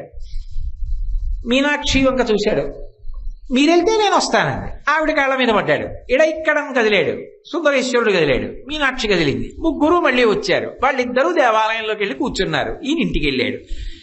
కులేశపాండ్యన్ సంతోషించాడు. కాబట్టి ఆమె నిర్మలంగా ఉంటుంది, మనని నిర్మలత్వాన్ని ఇస్తుంది అని చెప్పడం ప్రధానం. కాబట్టి ఆ తల్లి ఎంత గొప్పది అంటే భయహరాం జ్ఞానప్రదాం నిర్మలాం. ఆ జ్ఞానం ఏదో లౌకికమైన పాండిత్యం వరకే కాదు, ఇక మళ్ళీ పుట్టవలసినటువంటి అవసరం లేనటువంటి జ్ఞానాన్ని ఇచ్చి ఆ జ్ఞానమును అడ్డుపెట్టి జ్ఞానాద్దేవత కైవల్యం, దాని వలన కైవల్యం వరకు ఇవ్వగలిగినటువంటి తల్లి. కాబట్టి శ్రీమత్సుందరనాయకీం భయహరాం జ్ఞానప్రదాం నిర్మలాం శ్యామాభాం. నల్లటి కాంతితో ఉంటుంది. ఏమిటా నల్లటి కాంతి అంటే, యథార్థమునకు ఆ నల్లటి కాంతి అంటే ఏదో అమ్మవారు నల్లగా ఉంటుంది అని ప్రతిపాదించడం ఆయన ఉద్దేశ్యం కాదు. నలుపు అన్నప్పుడు మీరు జ్ఞాపకం తెచ్చుకోవలసిన విషయం ఒకటి ఉంటుంది. సాధారణంగా సత్వగుణాన్ని తెలుపుతో చెప్తారు, రజోగుణాన్ని ఎరుపుతో చెప్తారు, తమో గుణాన్ని నలుపుతో చెప్తారు. కానీ తమో గుణాన్ని నలుపుతో చెప్పినా అందులో పరమేశ్వరుడు చేసేటటువంటి మహోపకారం ఒకటి ఉంటుంది. అమ్మవారి మీద రాత్రి సూక్తం చెప్పరు, దేవి భాగవతంలో పొద్దున సప్తశతి పారాయణ చేసినప్పుడు రాత్రి సూక్తం చెప్తారు. అలాగే యాదేవి సర్వభూతేషు నిద్రారూపేణ సంస్థిత నమస్తస్యై నమస్తస్యై నమస్తస్యై నమో నమః ఆ తల్లి ఎప్పుడు పడుకుంటారు? చీకటి పడ్డాక పడుకుంటారు, తమోగుణం. నిద్రపోవడం తమోగుణం. కానీ నిద్రాకాలిక సుఖాన్నిచ్చి తెల్లవారేటప్పటికీ ఇంద్రియములన్నిటికీ కూడా శక్తినిస్తుంది, అది సత్వగుణం. ఇప్పుడు అసలు ఆవిడ రాత్రి చీకట్లో నిద్రపోతున్నప్పుడు ఆ నిద్రలో ఆ ఉత్సాహాన్ని ఇవ్వకపోతే తెల్లవారు లేచి వాడు అనుష్ఠానం ఏం చేస్తాడు? ఉత్సాహంగా ధార్మికంగా ఎలా బ్రతుకుతాడు? కాబట్టి ఆ నలుపు కాంతి అన్న మాటలో అర్థం ఏమిటంటే సమస్త ప్రాణులకు నిద్రాకాలిక సుఖాన్నిచ్చి కాపాడేటటువంటి తల్లివి అన్నది తత్వార్థం. రెండు, ఆ తల్లి ఏం చేస్తుంది అంటే జ్ఞానప్రదాం, జ్ఞానాన్ని ఇస్తుంది. ఒకసారి జ్ఞానం ఇచ్చింది అనుకోండి, వెంటనే ఈ సమస్త లోకము పట్ల భోగభాగ్యముల పట్ల వైముఖ్యం కలిగి ఏ ఉత్సాహం లేని వాళ్ళ ఎప్పుడు ఒంటరిగా ఒక్కడు కూర్చుని తనలో తాను పరమాత్మ యందు రమిస్తూ ఉంటాడు. అదిగో ఆ స్థితికి చేర్చి జ్ఞానిగా నిలబెట్టి కైవల్యాన్ని ఇస్తుంది. తమోగుణం సంహార ప్రక్రియ. ఎన్నో జన్మలు ఎత్తి ఎత్తి ఎత్తి ఎత్తి ఎత్తి అలిసిపోయినటువంటి జీవులందరికీ కూడా శాంతినివ్వాలి. ఎన్నాళ్ళని పుట్టి చచ్చి ఎన్ని జన్మలు ఎత్తుతాడు? అందుకని పరమశివుడి చేత మహాసంహారం చేయించి ప్రళయకాలంలో ఆయనలోకి కలిపేసి జీవులందరూ కొంతకాలం విశ్రాంతి తీసుకునేటట్టు చేస్తుంది మహాప్రళయ సాక్షిణి. ఇప్పుడు ఆ నలుపు కాంతి అన్న మాట చేత 3 మహోపకారములను చేసేటటువంటి తల్లి అని ప్రతిపాదించడం శంకర భగవత్పాదుల యొక్క ఉద్దేశం. కాబట్టి శ్యామాభాం కమలాసనార్చిత పదాం, కమలాసనం కలిగినటువంటి వాడు బ్రహ్మగారు. బ్రహ్మగారి చేత నిరంతరము అర్చింపబడేటటువంటి పాదమండలము కలిగినటువంటి తల్లి. ప్రతిరోజు కూడా బ్రహ్మగారు ఏమిటి, ఆవిడికి నమస్కారం చెయ్యనటువంటి వాళ్ళెవరు? శృతి సీమంత సింధూరీకృత పాదాబ్జధూళిక. వేదమాత వెళ్ళి ప్రతిరోజు ఉదయం ఆ తల్లి పాదములకు తన తల తాటించి నమస్కరిస్తే వేదమాత యొక్క పాపట ప్రారంభ స్థానంలో ఉండేటటువంటి సింధూరం కదిలి కొన్ని రేణువులు అమ్మవారి పాదముల మీద పడతాయిట. వేదమాత యొక్క పాపటలో ఉండేటటువంటి సింధూర రేణువుల చేత అలంకరింపబడినటువంటి పాదయుగళి కలిగినటువంటి తల్లి సృష్టి చెయ్యడానికి కావలసినటువంటి సమస్త శక్తిని బ్రహ్మగారు ఎక్కడి నుంచి పొందుతున్నాడు అంటే అమ్మవారి పాద రేణువుని తలపైన ధరించి అని శంకర భగవత్పాదులు సౌందర్యలహరిలో ప్రతిపాదన చేశారు. కాబట్టి కమలాసనార్చిత పదాం నారాయణస్యానుజాం, ఆమె నారాయణునకు చెల్లెలు. అవతారంలో కూడా ఇద్దరి ప్రతిజ్ఞలలో కూడా లోక సంరక్షణమునందు ధర్మ పరిపాలనమునందు విష్ణువు ఏం చేస్తారో స్త్రీ స్వరూపంతో ఆమె అదే చేస్తుంది. ఇన్ని రూపాలు ఉండడానికి వీల్లేదు. విష్ణువు స్త్రీ రూపాన్ని పొందారనుకోండి, వైష్ణవి, దుర్గమ్మ, లలిత, కామేశ్వరి, కామాక్షి, మీనాక్షి ఈ రూపాలు పొందుతుంది. పుంస్వరూపాన్ని పొందింది అనుకోండి, నారాయణ స్వరూపాన్ని పొంది అవతారాలుగా మారుతుంది. కాబట్టే విష్ణువు అలంకార ప్రియుడు, అమ్మవారు అలంకార ప్రియురాలు. ఆయన అవతారం తీసుకుని ధర్మ పరిపాలన చేస్తాడు, ఈవిడ అవతారం తీసుకుని ధర్మ పరిపాలన చేస్తుంది. ఆయన అవతారం తీసుకుని రాక్షస సంహారం చేస్తాడు, ఈవిడ అవతారం తీసుకుని రాక్షస సంహారం చేస్తుంది. నారాయణ స్యానుజాం, ఆయన కృష్ణుడిగా మొట్టమొదట నందయశోదల దగ్గర పుడితే వచ్చి దేవకీ వసుదేవుల దగ్గర పుట్టి నందయశోదల దగ్గరికి వెడతాడు. ఆవిడ నందయశోదలకు పుట్టి దేవకీ వసుదేవుల దగ్గరికి వస్తుంది. అంటే ఇద్దరూ ఒక తల్లిదండ్రుల దగ్గరికి పుట్టి ఒక తల్లిదండ్రుల దగ్గరికే మార్చుకుంటారు. కాబట్టి అన్నా చెల్లెళ్ళుగా అక్కడ కృష్ణుడు యోగమాయ అన్న పేర్లతో వచ్చారు. ఎప్పుడూ వాళ్ళిద్దరి మధ్య ఉండేటటువంటి అనుబంధం అన్నా చెల్లెళ్ళ అనుబంధం ఉంటుంది. అందుకే సత్వగుణం అంత తెలుపు చేత చెప్పబడి అన్నా చెల్లెళ్ళు అవుతారు. పరమశివుడు తెలుపు, సరస్వతి తెలుపు, శంకరుడికి చెల్లెలు సరస్వతీదేవి. నలుపు తమోగుణంగా చెప్తారు. తమోగుణమని చెప్పినా అది స్థితికార శక్తి, లోకములను రక్షించగలిగిన శక్తి. అందుకే శ్యామాభాం అంటారు శంకరాచార్యుల వారు. ఆ నలుపులో ఆమె లోక సంరక్షణాన్ని చేస్తూ ఉంటుంది. విష్ణువు నల్లగా ఉంటారు, ధర్మ పరిపాలన చేసి లోకములను కాపాడుతూ ఉంటారు. కాబట్టి ఆ తల్లి నారాయణ, విష్ణువు వైష్ణవి, వాళ్ళిద్దరూ అన్నా చెల్లెళ్ళు, నారాయణ నారాయణి. ఎర్రగా బ్రహ్మగారు ఉంటాడు, ఎర్రగా లక్ష్మీదేవి ఉంటుంది. కాబట్టి వాళ్ళిద్దరు అన్నా చెల్లెళ్ళు. అన్నా చెల్లెళ్ళు ఇద్దరు తామర పువ్వులో కూర్చుంటారు. అందుకే బ్రహ్మగారు తామర పువ్వులో కూర్చుంటాడు, బ్రహ్మగారి చెల్లెళ్ళు లక్ష్మీదేవి తామర పువ్వులో కూర్చుంటుంది. ఆయన 1ని 10 సృష్టి చేస్తాడు. లక్ష్మీదేవి అనుగ్రహిస్తే రూపాయిని 10 రూపాయలు చేస్తుంది. వాళ్ళిద్దరిది ఒక లక్షణం. శంకరుడు జ్ఞానాన్ని ఇస్తాడు, జ్ఞానదాత మహేశ్వర, తెల్లగా ఉంటాడు. సరస్వతీదేవి తెల్లగా ఉంటుంది, జ్ఞానమునకు ఆలవాలం సరస్వతీదేవి. లోకములందు ధర్మ పరిపాలన చేయడం, అవతారం తీసుకోవడం ఇవన్నీ విష్ణువు చేస్తారు. నల్లగా ఉన్న నారాయణి శ్యామాభాం, నిద్రనివ్వడం, ధర్మాన్ని పరిపాలించడం, ఇంద్రియములకు శక్తినివ్వడం, అధర్మాన్ని పరిమార్చడం, అవతార స్వీకారం చెయ్యడం, లోకమునకు హితం చెయ్యడం, ఇవన్నీ అమ్మవారు చేస్తుంది. అంటే నల్లని కాంతి గలదానా అన్న మాటకు అర్థం ఇన్నింటిని చేసేటటువంటి దానా అని చెప్పడం. అందుకే పక్కనే మళ్ళీ శ్యామాభాం కమలాసనర్చిత పదాం, సృష్టి చేయడానికి కావలసిన సమస్త శక్తులు నిన్ను పూజించి బ్రహ్మగారు పొందుతున్నాడు. అంతేకాదు శ్యామాభాం అన్నప్పుడు ఆ నల్లని కాంతి అని ప్రతిపాదించినప్పుడు బ్రహ్మగారికి కావలసినటువంటి సృష్టిలో సృష్టి చేసేవాడికి ఏం కావాలి? జ్ఞానం కావాలి. ఆ జ్ఞానమే సరస్వతి. ఇప్పుడు ఆయనకి జ్ఞానం ఇచ్చిన, పరిపాలన చేసేవాడికి ఐశ్వర్యం కావాలి. లక్ష్మినిచ్చిన, పరిపాలన చేసేవాడు 10 రూపాయలు ఎవరికన్నా కావాలంటే ఇవ్వాలి, ఎవరినన్నా కొట్టి లాక్కోవాలంటే శక్తి కావాలి. అందుకని ఆయనకి లక్ష్మినిచ్చిన, సంహార ప్రక్రియని జ్ఞానాన్ని ఇవ్వవలసినటువంటి రుద్రుడికి రుద్రాణినిచ్చిన ఈవిడే ఇస్తుంది. అందుకే వదనారవింద వక్షో వామాంక తటీ వదిం వశం వదీభూత పురుష త్రితయే త్రేధా త్వమేవ పురంధ్రి రూపం కామాక్షి అంటారు మూకశంకరులు. ఆ తల్లే బ్రహ్మగారికి సరస్వతినిస్తుంది, విష్ణువుకి లక్ష్మినిస్తుంది, రుద్రుడికి రుద్రాణినిస్తుంది. ఈ ముగురమ్మలకి తాను మూలపటమ్మయ్యి దుర్గమ్మగా నిలబడుతుంది. అందుకే అమ్మలగన్నయమ్మ ముగురమ్మల మూలపటమ్మ చాలా పెద్దమ్మ సురారులమ్మ కడుపారడి బుచ్చినయమ్మ తన్ను లోనమ్మిన వెల్పుటమ్మల మనంబున ఉండెడి అమ్మ దుర్గమాయమ్మ కృపాబ్ధినిచ్యుత మహత్వ కవిత్వ పటుత్వ సంపదల్లని పోతన గారు మొట్టమొదట్లోనే ప్రార్థన చేయడానికి కారణం అది. కాబట్టి శ్యామాభాం కమలాసనచ్చిత పదాం నారాయణ శ్యానుజాం, నారాయణునికి చెల్లెలుగా వచ్చేటటువంటి లక్షణం ఉన్నదానా. వీణా వేణు మృదంగ వాద్య రసికాం, వీణానాదానికి వేణునాదానికి మృదంగ వాద్యానికి ఆవిడ ఎంతో సంతోషిస్తుంది. భారతదేశంలో శాస్త్రీయంగా ఆ సంగీతము అనబడేటటువంటి, సంగీతము అన్నదానికి శాస్త్రీయమైనటువంటి అర్థం తత్వార్థంగా ఏం చెప్తారు అంటే, శబ్దముల యొక్క ప్రకంపనలు ఒక రీతిగా గాంధర్వ వేదాన్ని అనుసరించి వచ్చి మనసుకి శాంతినిచ్చేవి ఏవి అయి ఉంటాయో దానికి సంగీతం అని పేరు. ఆ సంగీతం నోటితో పాడడం ఒకెత్తైతే కొన్ని పరికరాలు ఉంటాయి, అవి ప్రధాన పాత్ర పోషిస్తాయి. అలా ప్రధాన పాత్ర పోషించేటటువంటి వాటిలో కొన్ని తంత్రీవాద్యములు అంటారు. తంత్రీవాద్యములన్నిటిలోకి ఉత్కృష్టమైనది అంటే తీగ పెనగివ మోగేదేది అంటే వీణ.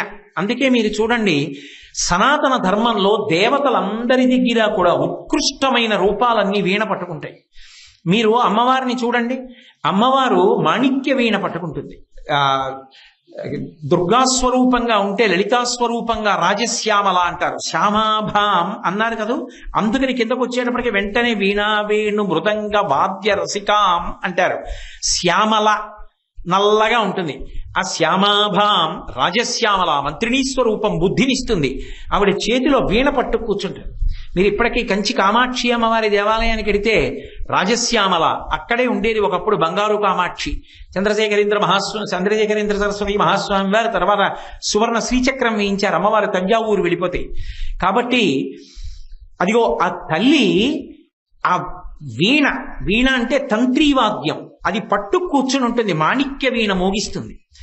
సరస్వతి అయితే కచ్చపిని మోగిస్తుంది, నారదుడైతే మహతి అన్న వీణ వాయిస్తాడు, అలాగే తుంబురుడైతే కళావతి అన్న వీణ వాయిస్తాడు, దక్షిణామూర్తి అయితే ఒక అద్భుతమైన వీణ పట్టుకుని వీణ వాయిస్తూ ఉంటాడు.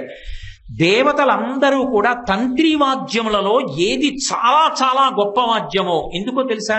అసలు దాని నిర్మాణం అంత కష్టం. అది సంగీత శాస్త్రం భారతదేశంలో అంత గొప్పది.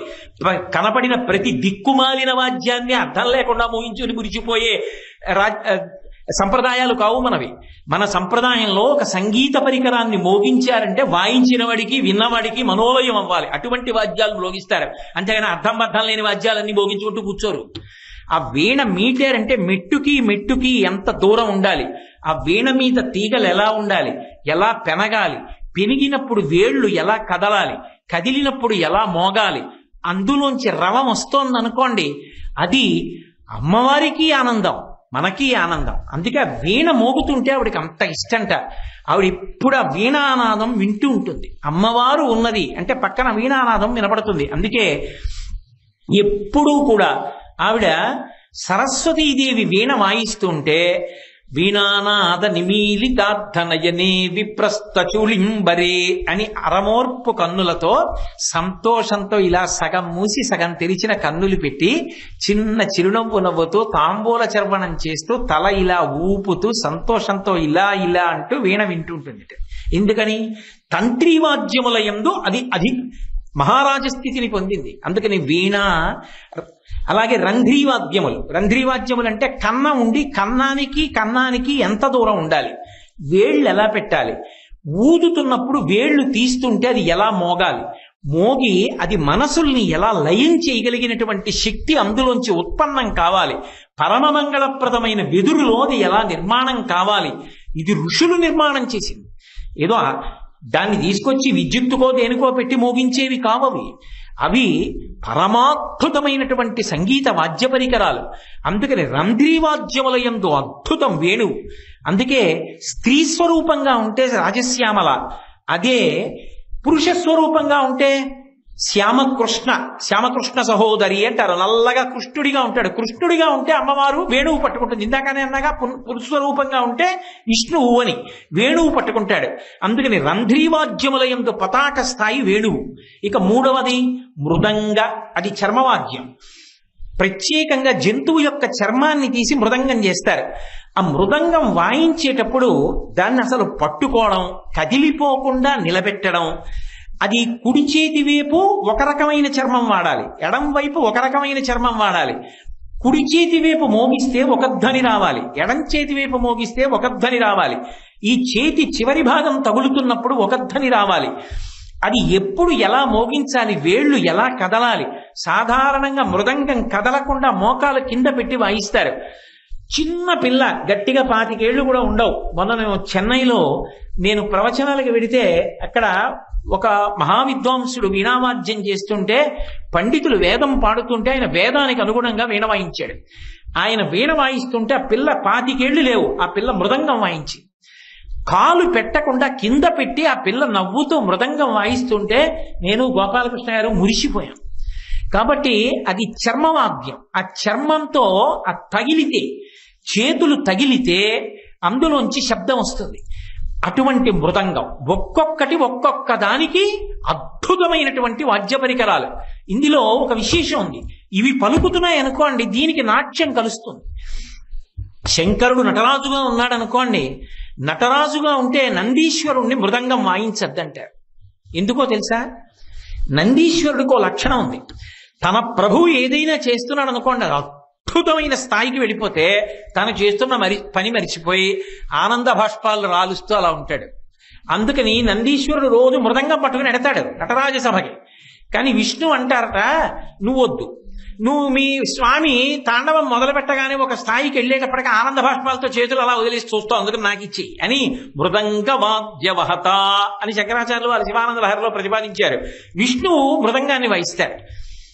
ఆ సంగీతం వినపడితే ఎలా ఉండాలంటేట, పశుర్వేత్తి శిశుర్వేత్తి వ్యక్తిగానర సంఫణి. పరమ క్రౌర్యానికి పెట్టింది పేరు పెద్ద పులి.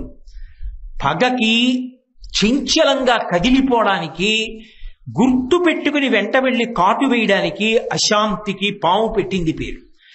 పాము తల కలిగినటువంటి పతంజలి, పాము శరీరం కలిగి మనుష్య తల కలిగినటువంటి పతంజలి, పెద్ద పులి కాళ్ళు కలిగి మనుష్య శరీరం కలిగిన వ్యాఘ్రపాదుడు కూడా ఈ వాద్యముల యొక్క సంగీతం వినపడుతుంటే, నటరాజు తాండవం చేస్తుంటే తమ క్రౌర్యాన్ని మర్చిపోయి అలా ఉండిపోతారు. అంటే ఆ వాద్య పరికరములు మోగుతుంటేట అమ్మవారికి మీరు ఏదైనా ఉపచారం చేశారనుకోండి, ఆ ఉపచార సమయంలో అమ్మవారు పరవశించిపోతుంది. అందుకు శంకరాచార్యులు వారు ఉపచారం చెప్పింది.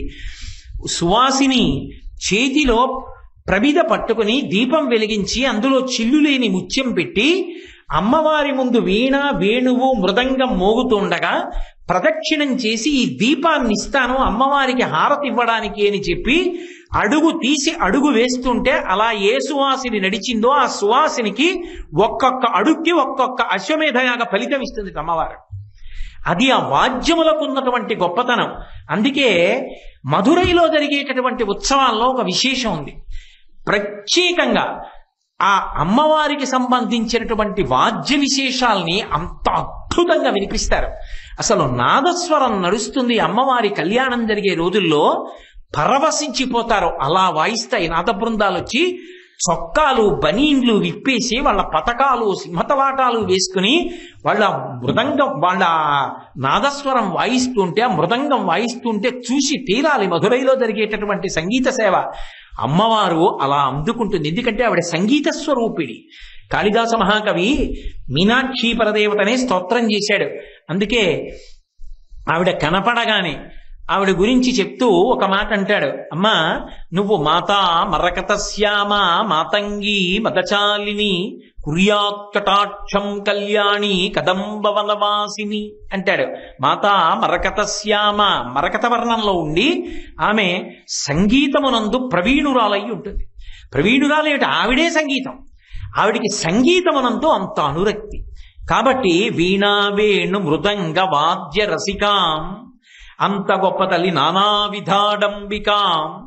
ఆమె అనేకమైనటువంటి ఉత్సవాలు పొందుతుంది. అసలు ఆమె పట్ల సంతోషంతో ఇలా వినడం, తలెత్తి చూడడం కూడా ఉత్సవమే. అందుకే మధురైకి సంబంధించినంత వరకు ఒక విశేషం ఉంది. శంకరాచార్యుల వారు మీనాక్షి పంచరత్నం కథ చేస్తున్నారు.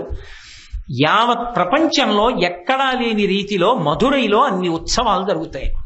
ఆ ఉత్సవాలకు ఒక విశేషం ఉంది. ఏమిటో తెలుసా? అది కేవలంగా ఏదో ఉత్సవం చేయడం కాదు.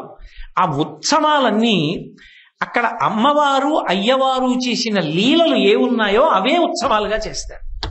నేను మీతో గతంలో కొన్ని విశేషాలు చెప్పాను. ఏదో పాణిపట్టరాన్ గురించి చెప్పాను. ఆయన సంగీతం గురించి రాజుగారి సభలో ఆ వచ్చిన యమనాథంతో పోటీ పడ్డానికి వెడుతున్నప్పుడు కట్టెల మోపు తల మీద పెట్టుకుని వచ్చి కూర్చుని సంగీతం పాడాడని. ఆ కట్టెల మోపు తల మీద పెట్టుకుని ఇప్పటి పక్కన వీణ పెట్టుకుని పాణిపట్టరాన్ని కాపాడడానికి వెళుతున్నటువంటి కట్టెల మోపు పోస్తున్నటువంటి కట్టెల వర్తకుడిగానే ఊరిరిగింపుగా పెడతాడు. వెళ్ళినప్పుడు ఏం చేస్తారంటే ఈ లీల అంతా ఆయన ముందు చేసి చూపించి సంగీతం పాడతారు, పాడి వినిపిస్తారు, ఆయనకి వీణ వాయించి వినిపిస్తారు. అందుకే మధురైలో జరిగిన ఉత్సవాల్లా ఎక్కడా ఉత్సవాలు ఉండవు అని చెప్తారు. అది కారణం. అంతేకాదు, ఇప్పటికీ అమ్మవారికి ఒక నియమం ఉంది. రాజదండాన్ని 6 నెలలు తాను పట్టుకుంటుంది. 6 నెలలు రాజదండాన్ని సోమసుందరుడికి ఇస్తుంది. మీరు పట్టుకోండి అంటుంది. ఇప్పటికీ దేవాలయం తాలూకా ధర్మకర్త పాండ్యమహారాజు వేషం వేసుకుని అమ్మవారి ఉత్సవాలలో వచ్చి ఆ చేతిలో రాజదండాన్ని ఉంచుతాడు. నిజంగా రాజదండం పట్టుకుని కూర్చున్నటువంటి అమ్మవారి మూర్తిని మీరు చూడాలి, కన్ను కదపలేరు. నేను అప్పుడప్పుడు ఆ మూర్తులు అవి నా ధర్మపత్నికి చూపిస్తుంటే తను మురిసిపోతుంటుంది. అబ్బబ్బా నిజమండి, ఎంత గొప్పగా ఉన్నాయండి, మహారాజ్ఞి కూర్చున్నట్టే ఆ టీవీ అలా ఉంటుంది. ఆ రాజదండం పట్టుకుని మహాతల్లి అలా కూర్చుంటుంది. ఉత్సవం అంటే జరిగినవి. ఎందుకని అంటే పక్కనే అలగర్ పెరుమాళ్ళని వచ్చారు కదా శ్రీ మహావిష్ణువు, అందమైన స్వామి. ఆయన ఎందుకు వచ్చాడు? అమ్మవారికి అన్నవారిగా వచ్చాడు, మలయధ్వజ పాండ్యన్ కోరిక మేరకు. ఆయనే కదా మరి పెళ్లికి రావాలి.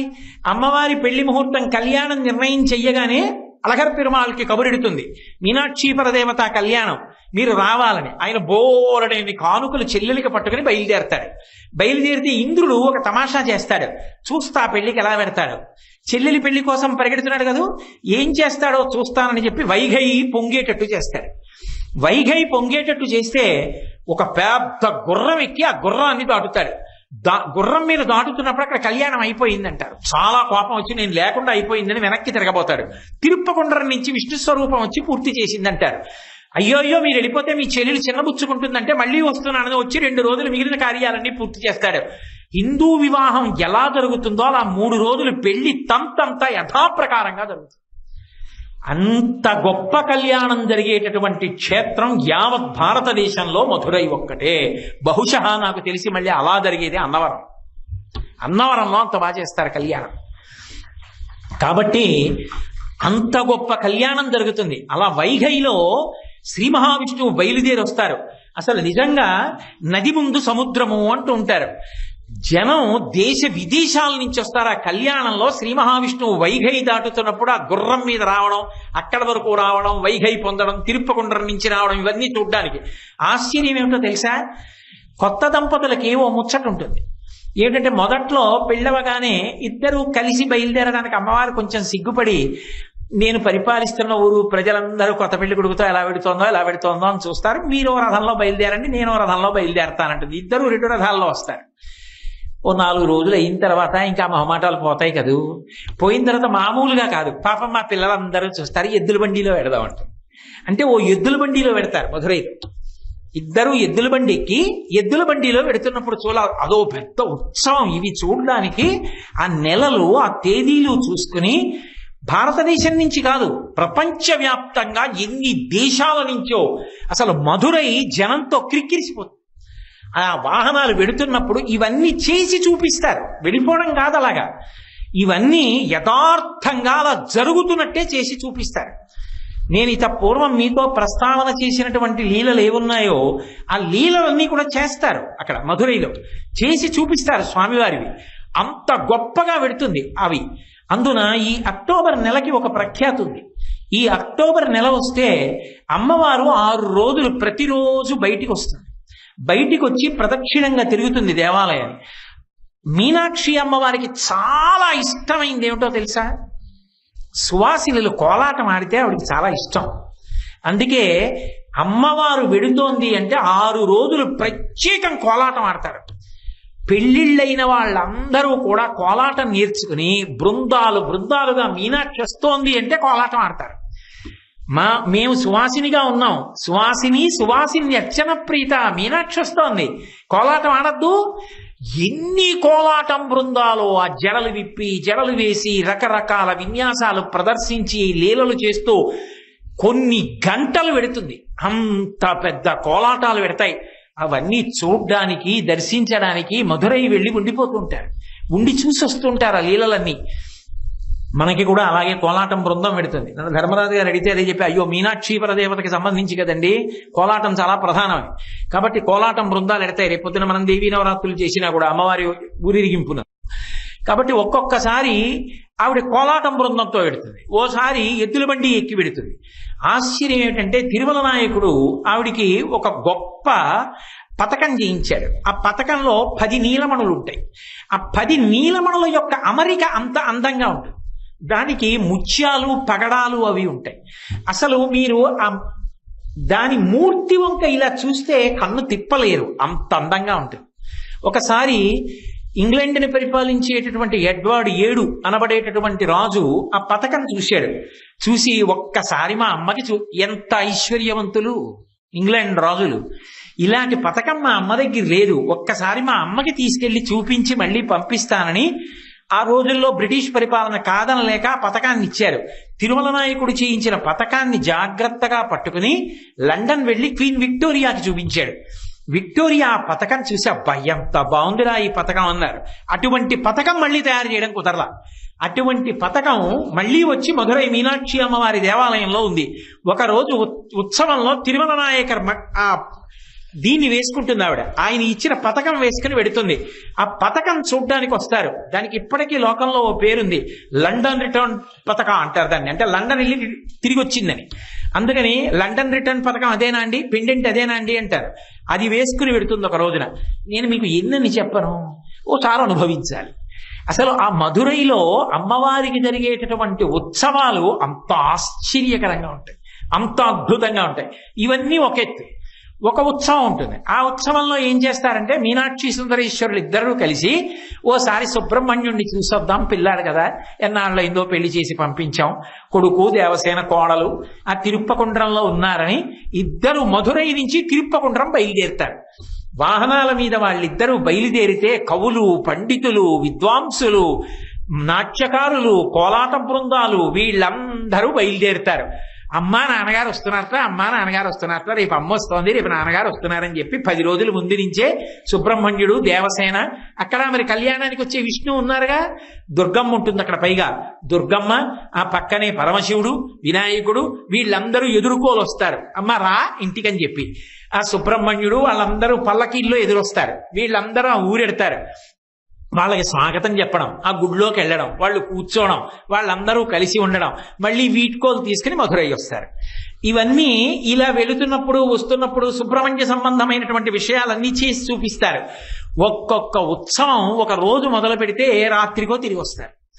అంత మంది కలిసి వెడుతూ ఉంటారు, చూస్తూ ఉంటారు, వస్తూ ఉంటారు, చేరుకుంటూ ఉంటారు. మధురై అంటే ఉత్సవాలకు మారు పేరు. అందుకే మధురై ప్రపంచపు వింతలలో ఒకటి అని చెప్పబడింది. కాబట్టి నానా విధాడంబికాం మీనాక్షీం ప్రణతోస్మి సంతతమహం కారుణ్యవారాన్నిధి. ఇంకా ఉందో శ్లోకం. నానాయోగి మునీంద్ర హృన్నివసతిం నానార్థ సిద్ధి ప్రదాం.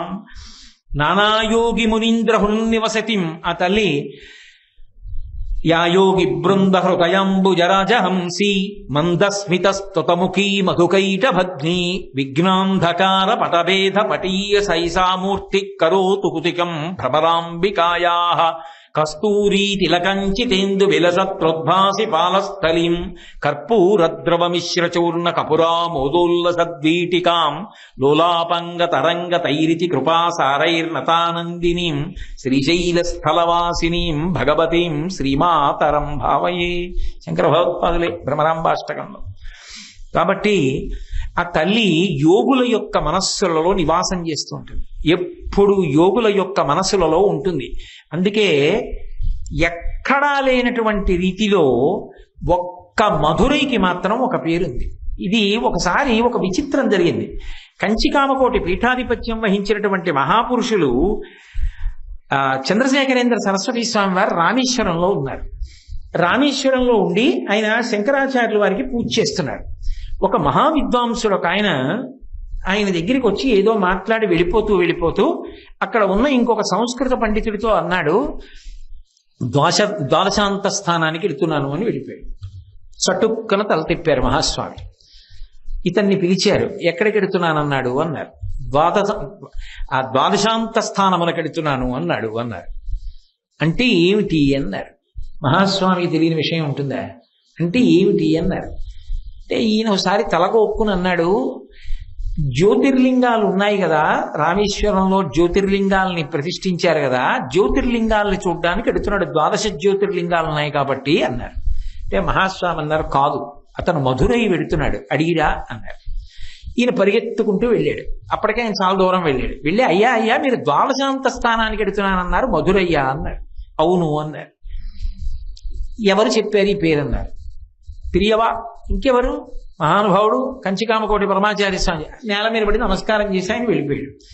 ఈయన వచ్చాడు. ఈయనకి కుతూహలం పట్టుకుంది. ఇదేమిటి, ఎలా చెప్పారు పరమాచార్య స్వామి అని. అయ్యా దానికి ఆ పేరు ఎందుకు వచ్చిందని అడిగాడు. అడిగితే అప్పుడు పరమాచార్య స్వామి వారు చెప్పారు, ఈ భారతదేశం అంతా కలిపి ఒక మనుష్య స్వరూపాన్ని పొందితే బ్రహ్మరంధ్రస్థానమున్నదే, ఆ బ్రహ్మరంధ్రస్థానమే మధురై. ఎప్పుడు పార్వతీ పరమేశ్వరులు సహస్రార పద్మమునందు విహారం చేస్తారు. అందుకే మధురై క్షేత్రంలో అడుగు పెడితే చక్రములు 6 అని చెప్పిన యోగ విద్యలో 12 అని ఒక ప్రతిపాదన ఉంది. 12వదైనటువంటి చోట పార్వతీ పరమేశ్వరుల విహార భూమి అయిన బ్రహ్మరంధ్ర స్థానమే, మహానంద స్థానమే, యోగులు నిర్గమించేటటువంటి స్థానమే, యోగుల హృదయములు రమించే స్థానమే మధురై. అందుకే ఆయన ద్వాదశాంత స్థానమునకు వెడుతున్నానని నీతో చెప్పాడు, నీకు ద్వాదశ జ్యోతిర్లింగాలకు వెడుతున్నాడని అర్థమైంది. ఆయన మధురై వెడుతున్నాడు, ఆయన యోగ విద్యతో మాట్లాడాడు అని చెప్పారు. కాబట్టి అసలు నిజంగా యోగులందరూ రమించి కుండలిని పైకి లేపి షట్చక్ర భేదనం చేసి ఈ సహస్రార కమలంలో పార్వతీ పరమేశ్వరుల యొక్క సంయోగ దర్శనం చేస్తుంటే యోగి యొక్క నాడుల నుంచి అమృతం స్రవించి అమృతంతో తడిసిపోయినటువంటి యోగులందరూ రమించినటువంటి ప్రదేశపు యొక్క స్థితి ఏది ఉన్నదో అదే మధురై. అందుకే శంకరాచార్యుల వారు ఆ యోగ విద్యా రహస్యాన్ని ఇక్కడ ప్రతిపాదన చేస్తూ ఇది ద్వాదశాంత స్థానము సుమా, అందులో అడుగు పెట్టడం అంత గొప్ప. మధురై వెళ్ళడం, మధురైలో ఉండడం, మధురై చూడడం, మీనాక్షి దర్శనం, సోమసుందర దర్శనం అంత గొప్పవని చెప్పడానికి నానాయోగి మునీంద్ర హృన్నివసతిం వాక్యంలో కూడా ఆమె యోగీంద్రుల యొక్క మునుల యొక్క మనస్సులలో ఉంటుంది. నానా అర్థ సిద్ధిప్రదాం, ఆవిడేమి ఇవ్వదు. అన్ని రకములైనటువంటి భోగములను భోగోపకరణములను ఆవిడ కల్పిస్తుంది. తనని నమ్ముకున్నటువంటి భక్తుడికి ఆయన జీవితంలో ఎప్పుడు ఏది అవసరమో అది అమ్మా నాకు ఇది అవసరమమ్మా అని ఆయన నోరు విప్పి అడగవలసిన అవసరం ఉండదు. ఆయన అవసరాన్ని ముందు ఆవిడ గమనించి ఆయన అవసరాన్ని ఆవిడ తీర్చేస్తుంది. కాబట్టి నానార్థ తత్వప్రదాం నానార్థ సిద్ధిప్రదాం ఆవిడ అర్థము అంటే భోగోపకరణముల యొక్క సంచయము అన్నిటినీ ఇచ్చేటటువంటి తల్లి. కాబట్టి ఒకప్పుడు త్యాగరాజస్వామి వారు కూతురికి పెళ్లి చేద్దామని చెప్పి పెళ్లి సంబంధాలు చూశారండి. త్యాగరాజస్వామి వారి కూతురికి పెళ్లిడు వచ్చింది అనేటప్పటికీ ఆ పెళ్లికి కావలసినవన్నీ ఏర్పాటు చేసి పెళ్లి అయిపోయేటట్టు రాముడు చూశాడు. రాముడు ఒకడు, లలిత ఒకటినా, రాజశ్యామలు ఒకటి, కృష్ణుడు ఒకటినా, రెండూ ఒకటే. ఇందాక నుంచి శ్యామాభాం అన్న మాటకి వ్యాఖ్యానంలో చెప్తున్నాను కదా. కాబట్టి ఆ తల్లి నానార్థ సిద్ధిప్రదాం నానా పుష్ప విరాజితాంఘ్రి యుగళాం సువాసనలతో ఉండేటటువంటి అనేకానేక పుష్పములతో పూజ చేస్తే ఆవిడ ఎంత ఆనందిస్తుందో. శంకరాచార్యుల వారు ప్రత్యేకించి కొన్ని పువ్వుల పేర్లు చెప్పారు. ఆ పువ్వులతో పూజ చేసినప్పుడు ఆవిడ ఆనందపడిపోతుంది. ఆవిడికి అత్యంత ప్రీతిపాత్రమైనటువంటి పుష్పాలలో ఒక పువ్వు బొగడ పువ్వు. అందుకే ఆవిడికి అభిషేకం చేసేటప్పుడు కూడా బొగడ పువ్వులు తీసుకొచ్చి కలిపి ఆ శరీరానికి అలదుతారు. అలిదితే ఆవిడ ఎంత ఆనందపడుతుందో. అందుకని మంచి సువాసనలతో కూడుకున్న పుష్పముల చేత పూజింపబడిన పాదపద్మములు కలది. అలాగే పారిజాత పుష్పాల మాల అమ్మవారికి, రామచంద్రమూర్తికి, హనుమకి కూడా అంత ప్రీతిపాత్రం. కాబట్టి నానా పుష్ప విరాజితాంఘ్రి యుగళాం నారాయణే నార్చితాం సాక్షాత్ స్థితికర్త అయినటువంటి నారాయణుని చేత కూడా పూజింపబడేటటువంటి తల్లి. అనేక పర్యాయాలు మీతో మనవి చేశాను. ఆమెకి కొడుకు స్థానంలో కూడా విష్ణు ఉంటారు. కరాంగుళి నఖోత్పన్న నారాయణ దశాకృతి కనుక తల్లిని పూజించినట్టుగా ఆమెని పూజిస్తాడు. శంకరాచార్యుల వారు సౌందర్యలహరిలో ఒక చోట ప్రతిపాదించారు. శృతీనాం మూర్ధానో దతిత వయౌ శేఖరతయా అన్న శ్లోకంలో చెప్తారు. అమ్మవారి పాదాలుట మన తల మీద పెట్టుకోగలిగితే, అంటే అమ్మవారు అనుగ్రహిస్తే, అప్పుడు ఒక ద్రవం ఇలా మీద పడుతుంది. అది ఎక్కడదంటే అమ్మవారి పాదాల మీద రుద్రుడు తల పెడతాడు. రుద్రుడి తలలోంచి గంగ పడుతుంటుంది. దాని పక్కన విష్ణువు తల పెడతారు. ఆయన పక్కన లక్ష్మీదేవి తల పెడుతుంది. వీళ్ళందరి తలలు పెట్టినప్పుడు ఆ తడిచినటువంటి ఆ తలలలోంచి జాలువారుతున్నటువంటి గంగా జలం అమ్మవారి పాదాలు కడిగి భక్తుడి యొక్క తల నుంచి జాలువారి కింద పడుతుంది. అదొక గొప్ప యోగ విద్య, అదొక గొప్ప భావన, అదొక తపస్సు. కాబట్టి నారాయణేనార్చితాం నాదబ్రహ్మమయీం సమస్త శబ్దముల యొక్క మూలస్థానమై ఉన్నది. ఇలా పైకి వస్తే శబ్దం అంటారు, ఆఘాతము అంటారు. దాంతో ఒకటి తగిలితే శబ్దం వస్తుంది. లోపల వాయువు పైకి వచ్చినప్పుడు నాలుక లోపల కదులుతుంటే ఆ నాలుక వెళ్ళి ఆ దవడల యొక్క పైభాగాన్ని వాటిని నొక్కుతున్నప్పుడు ఉరుసుకుంటుంది. ఉరుసుకుని శబ్దంగా మారి పైకి వస్తుంది. అలా శబ్దంగా పైకొస్తే ఆఘాతం, ఒకదాంతో ఒకటి తగిలింది అంటారు. తగిలితే శబ్దం అవుతుంది. తగలకుండా ఉందనుకోండి, లోపల అన్ని శబ్దముల యొక్క మూలస్థానము అంటే శృతి స్వరము ఏకమైపోయి విద్వాంసుడు పాట పాడుతూ ఎక్కడ రమించిపోయి తరించిపోతాడో దానికి నాదమని పేరు. అది ఉపాసన చేస్తాడు యోగి. అందుకే ముత్తుస్వామి దీక్షితారు వారు చిట్ట చివర ఉపాసనలో తరించిపోయింది ఎక్కడంటే మధురైలో తరించిపోయారు. మధురైలో ఆయన ఆకరణ చేసినటువంటి కీర్తన మీనాక్షి అమ్మవారి మీదే చేశారు. మీనలోచని అని పిలిచారు. మీనలోచని పశుపాశ మోచని మీనాక్షి అని కీర్తన చేస్తుండగా శిష్యులందరూ చూస్తుండగా ఆయన చేతిలో వీణ దారిపోయింది. ఆయనలోంచి జ్యోతి లేచి ఆయన పూజ చేస్తున్నటువంటి మీనాక్షి పరదేవత పాదముల యందు ఐక్యమైపోయింది. కాబట్టి ఆ తల్లి ఎంత గొప్పది అంటే నాదబ్రహ్మమయీం. యోగులు, సంగీత విద్వాంసులు ఏ నాదాన్ని ఉపాసన చేస్తారో అంటే శబ్దములు ఉత్పన్నమయ్యే స్థానమునకు వెనక్కి వెడతాడు నిశ్శబ్దంలోకి. యోగి కేవలం పాట పాడుతూ శబ్దాన్ని సృష్టించడం కాదు, శబ్దములు ఉత్పన్నమైన స్థానంలోకి వెనక్కి వెళ్ళి ఆగుతాడు ఆ నిశ్శబ్దంలో ఒకసారి. అలా ఆగిన చోటుని నాద దర్శనం చేసి లయమయ్యాడు అంటారు. అలా లయమయ్యేటట్టు చేసినప్పుడు ఆ స్థానం అమ్మవారే. కాబట్టి చివర నాదయోగి ఏమైపోతాడంటే అందులోనే కలిసిపోతాడు, అమ్మవారిలో కలిసిపోతాడు. కాబట్టి నాదబ్రహ్మమయీం పరాత్పరతరాం అన్నిటికన్నా శ్రేష్టమైనది అని మీరు ఏది చెప్తారో అంతకన్నా శ్రేష్టమైనది ఆమెయే, అంతకన్నా గొప్పది ఆమెయే. అందుకే మధురై క్షేత్రానికి సంబంధించినంత వరకు ఒక విశేషం చెప్తారు. అది పరమశివుడు ఒకనాడు సిద్ధపురుషుడుగా అక్కడ తిరుగుతున్నప్పుడు ఆయన యొక్క జటల చివరి భాగము నుండి స్రవించినటువంటి అమృత బిందువులు పడ్డాయి కాబట్టి ఆ క్షేత్రం మనకు మధురై అని ఒక పేరు వచ్చింది, ఒక గుర్తు. రెండోది మధురై ఎందుకయిందో తెలుసా? అక్కడ ఉండేటటువంటి అమ్మవారి యొక్క వైభవం అంత గొప్పది కాబట్టే గురుమండల స్వరూపిణి కనుక కనుచూపు చేత జ్ఞానాన్ని ఇస్తుంది కాబట్టి ఆవిడ గురించి చెప్పినా, ఆవిడ గురించి విన్నా, ఆవిడ గురించి ప్రతిపాదించాలన్నా ఆవిడ అనుగ్రహం లేకుండా కుదరదు. అంత గొప్ప శక్తి స్వరూపం కాబట్టి ఆమె పేరు తిన్నగా చెప్పరు. ఇప్పుడు గురువు గారు ఉన్నారనుకోండి, గురువు గారి పేరు చటుక్కని చెప్పరు, భర్త గారి పేరు చెప్పరు. ఎందుకంటే పరమ పూజనీయులైనటువంటి వారు ఎవరుంటారో వారి పేరు అనరు, గురువు గారు అంటారు. అలా మీనాక్షి అని అనలేదు శంకరాచార్యుల వారు ఎక్కడ.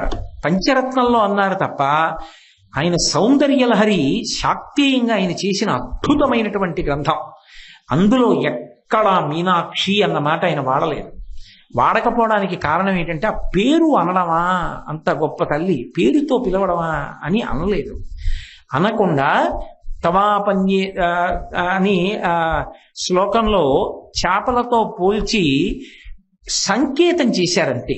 అలాగే వ్యాస భగవానుడు కూడా అమ్మవారి నామాలన్నీ చెప్పిన లలితా సహస్రంలో మీనాక్షి అన్న పేరు మాత్రం వ్యాసుడు కూడా అనలేదు నోటితోటి.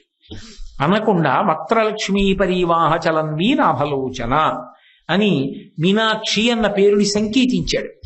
ఆమె కళ్ళు చేపల్లా ఉంటే చేపలు నీళ్లలో ఉండాలి కదా, ఏ నీళ్లలో ఉంటాయి? ఏదో చిన్న వేసవికాలపు ఇంకుడు గుట్టలో ఉంటాయా? మహాసముద్రంలో పెరిగిన చేపలా చేపలు. ఏమిటా మహాసముద్రం? కారుణ్యవారాంబుధిం.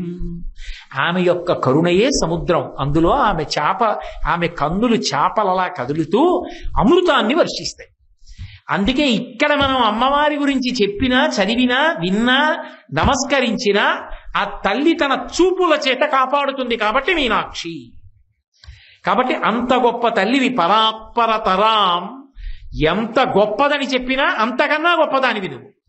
నానార్థతత్వాత్మికాం, ఏ పదార్థము చెప్పండి దాని తత్వం ఆమెయే. గాలి, ఆ గాలికి కదిలే గుణం ఆమెయే. నీరు, చల్లదనము, రుచి ఆమెయే. పృథివీ ఎందున్న సువాసన స్వరూపం ఆమెయే. అందుకే 5 పువ్వులు చేత్తో పట్టుకుంటుంది. శబ్దస్పర్శ రసరూప గంధములు 5 పంచతన్మాత్రలు నా చేతిలో ఉంటాయని చెప్పడానికి. ఏ పదార్థం చెప్పండి ఆ పదార్థానికో లక్షణం ఉంటుంది. ఆ లక్షణం ఎవరంటే ఆమెయే.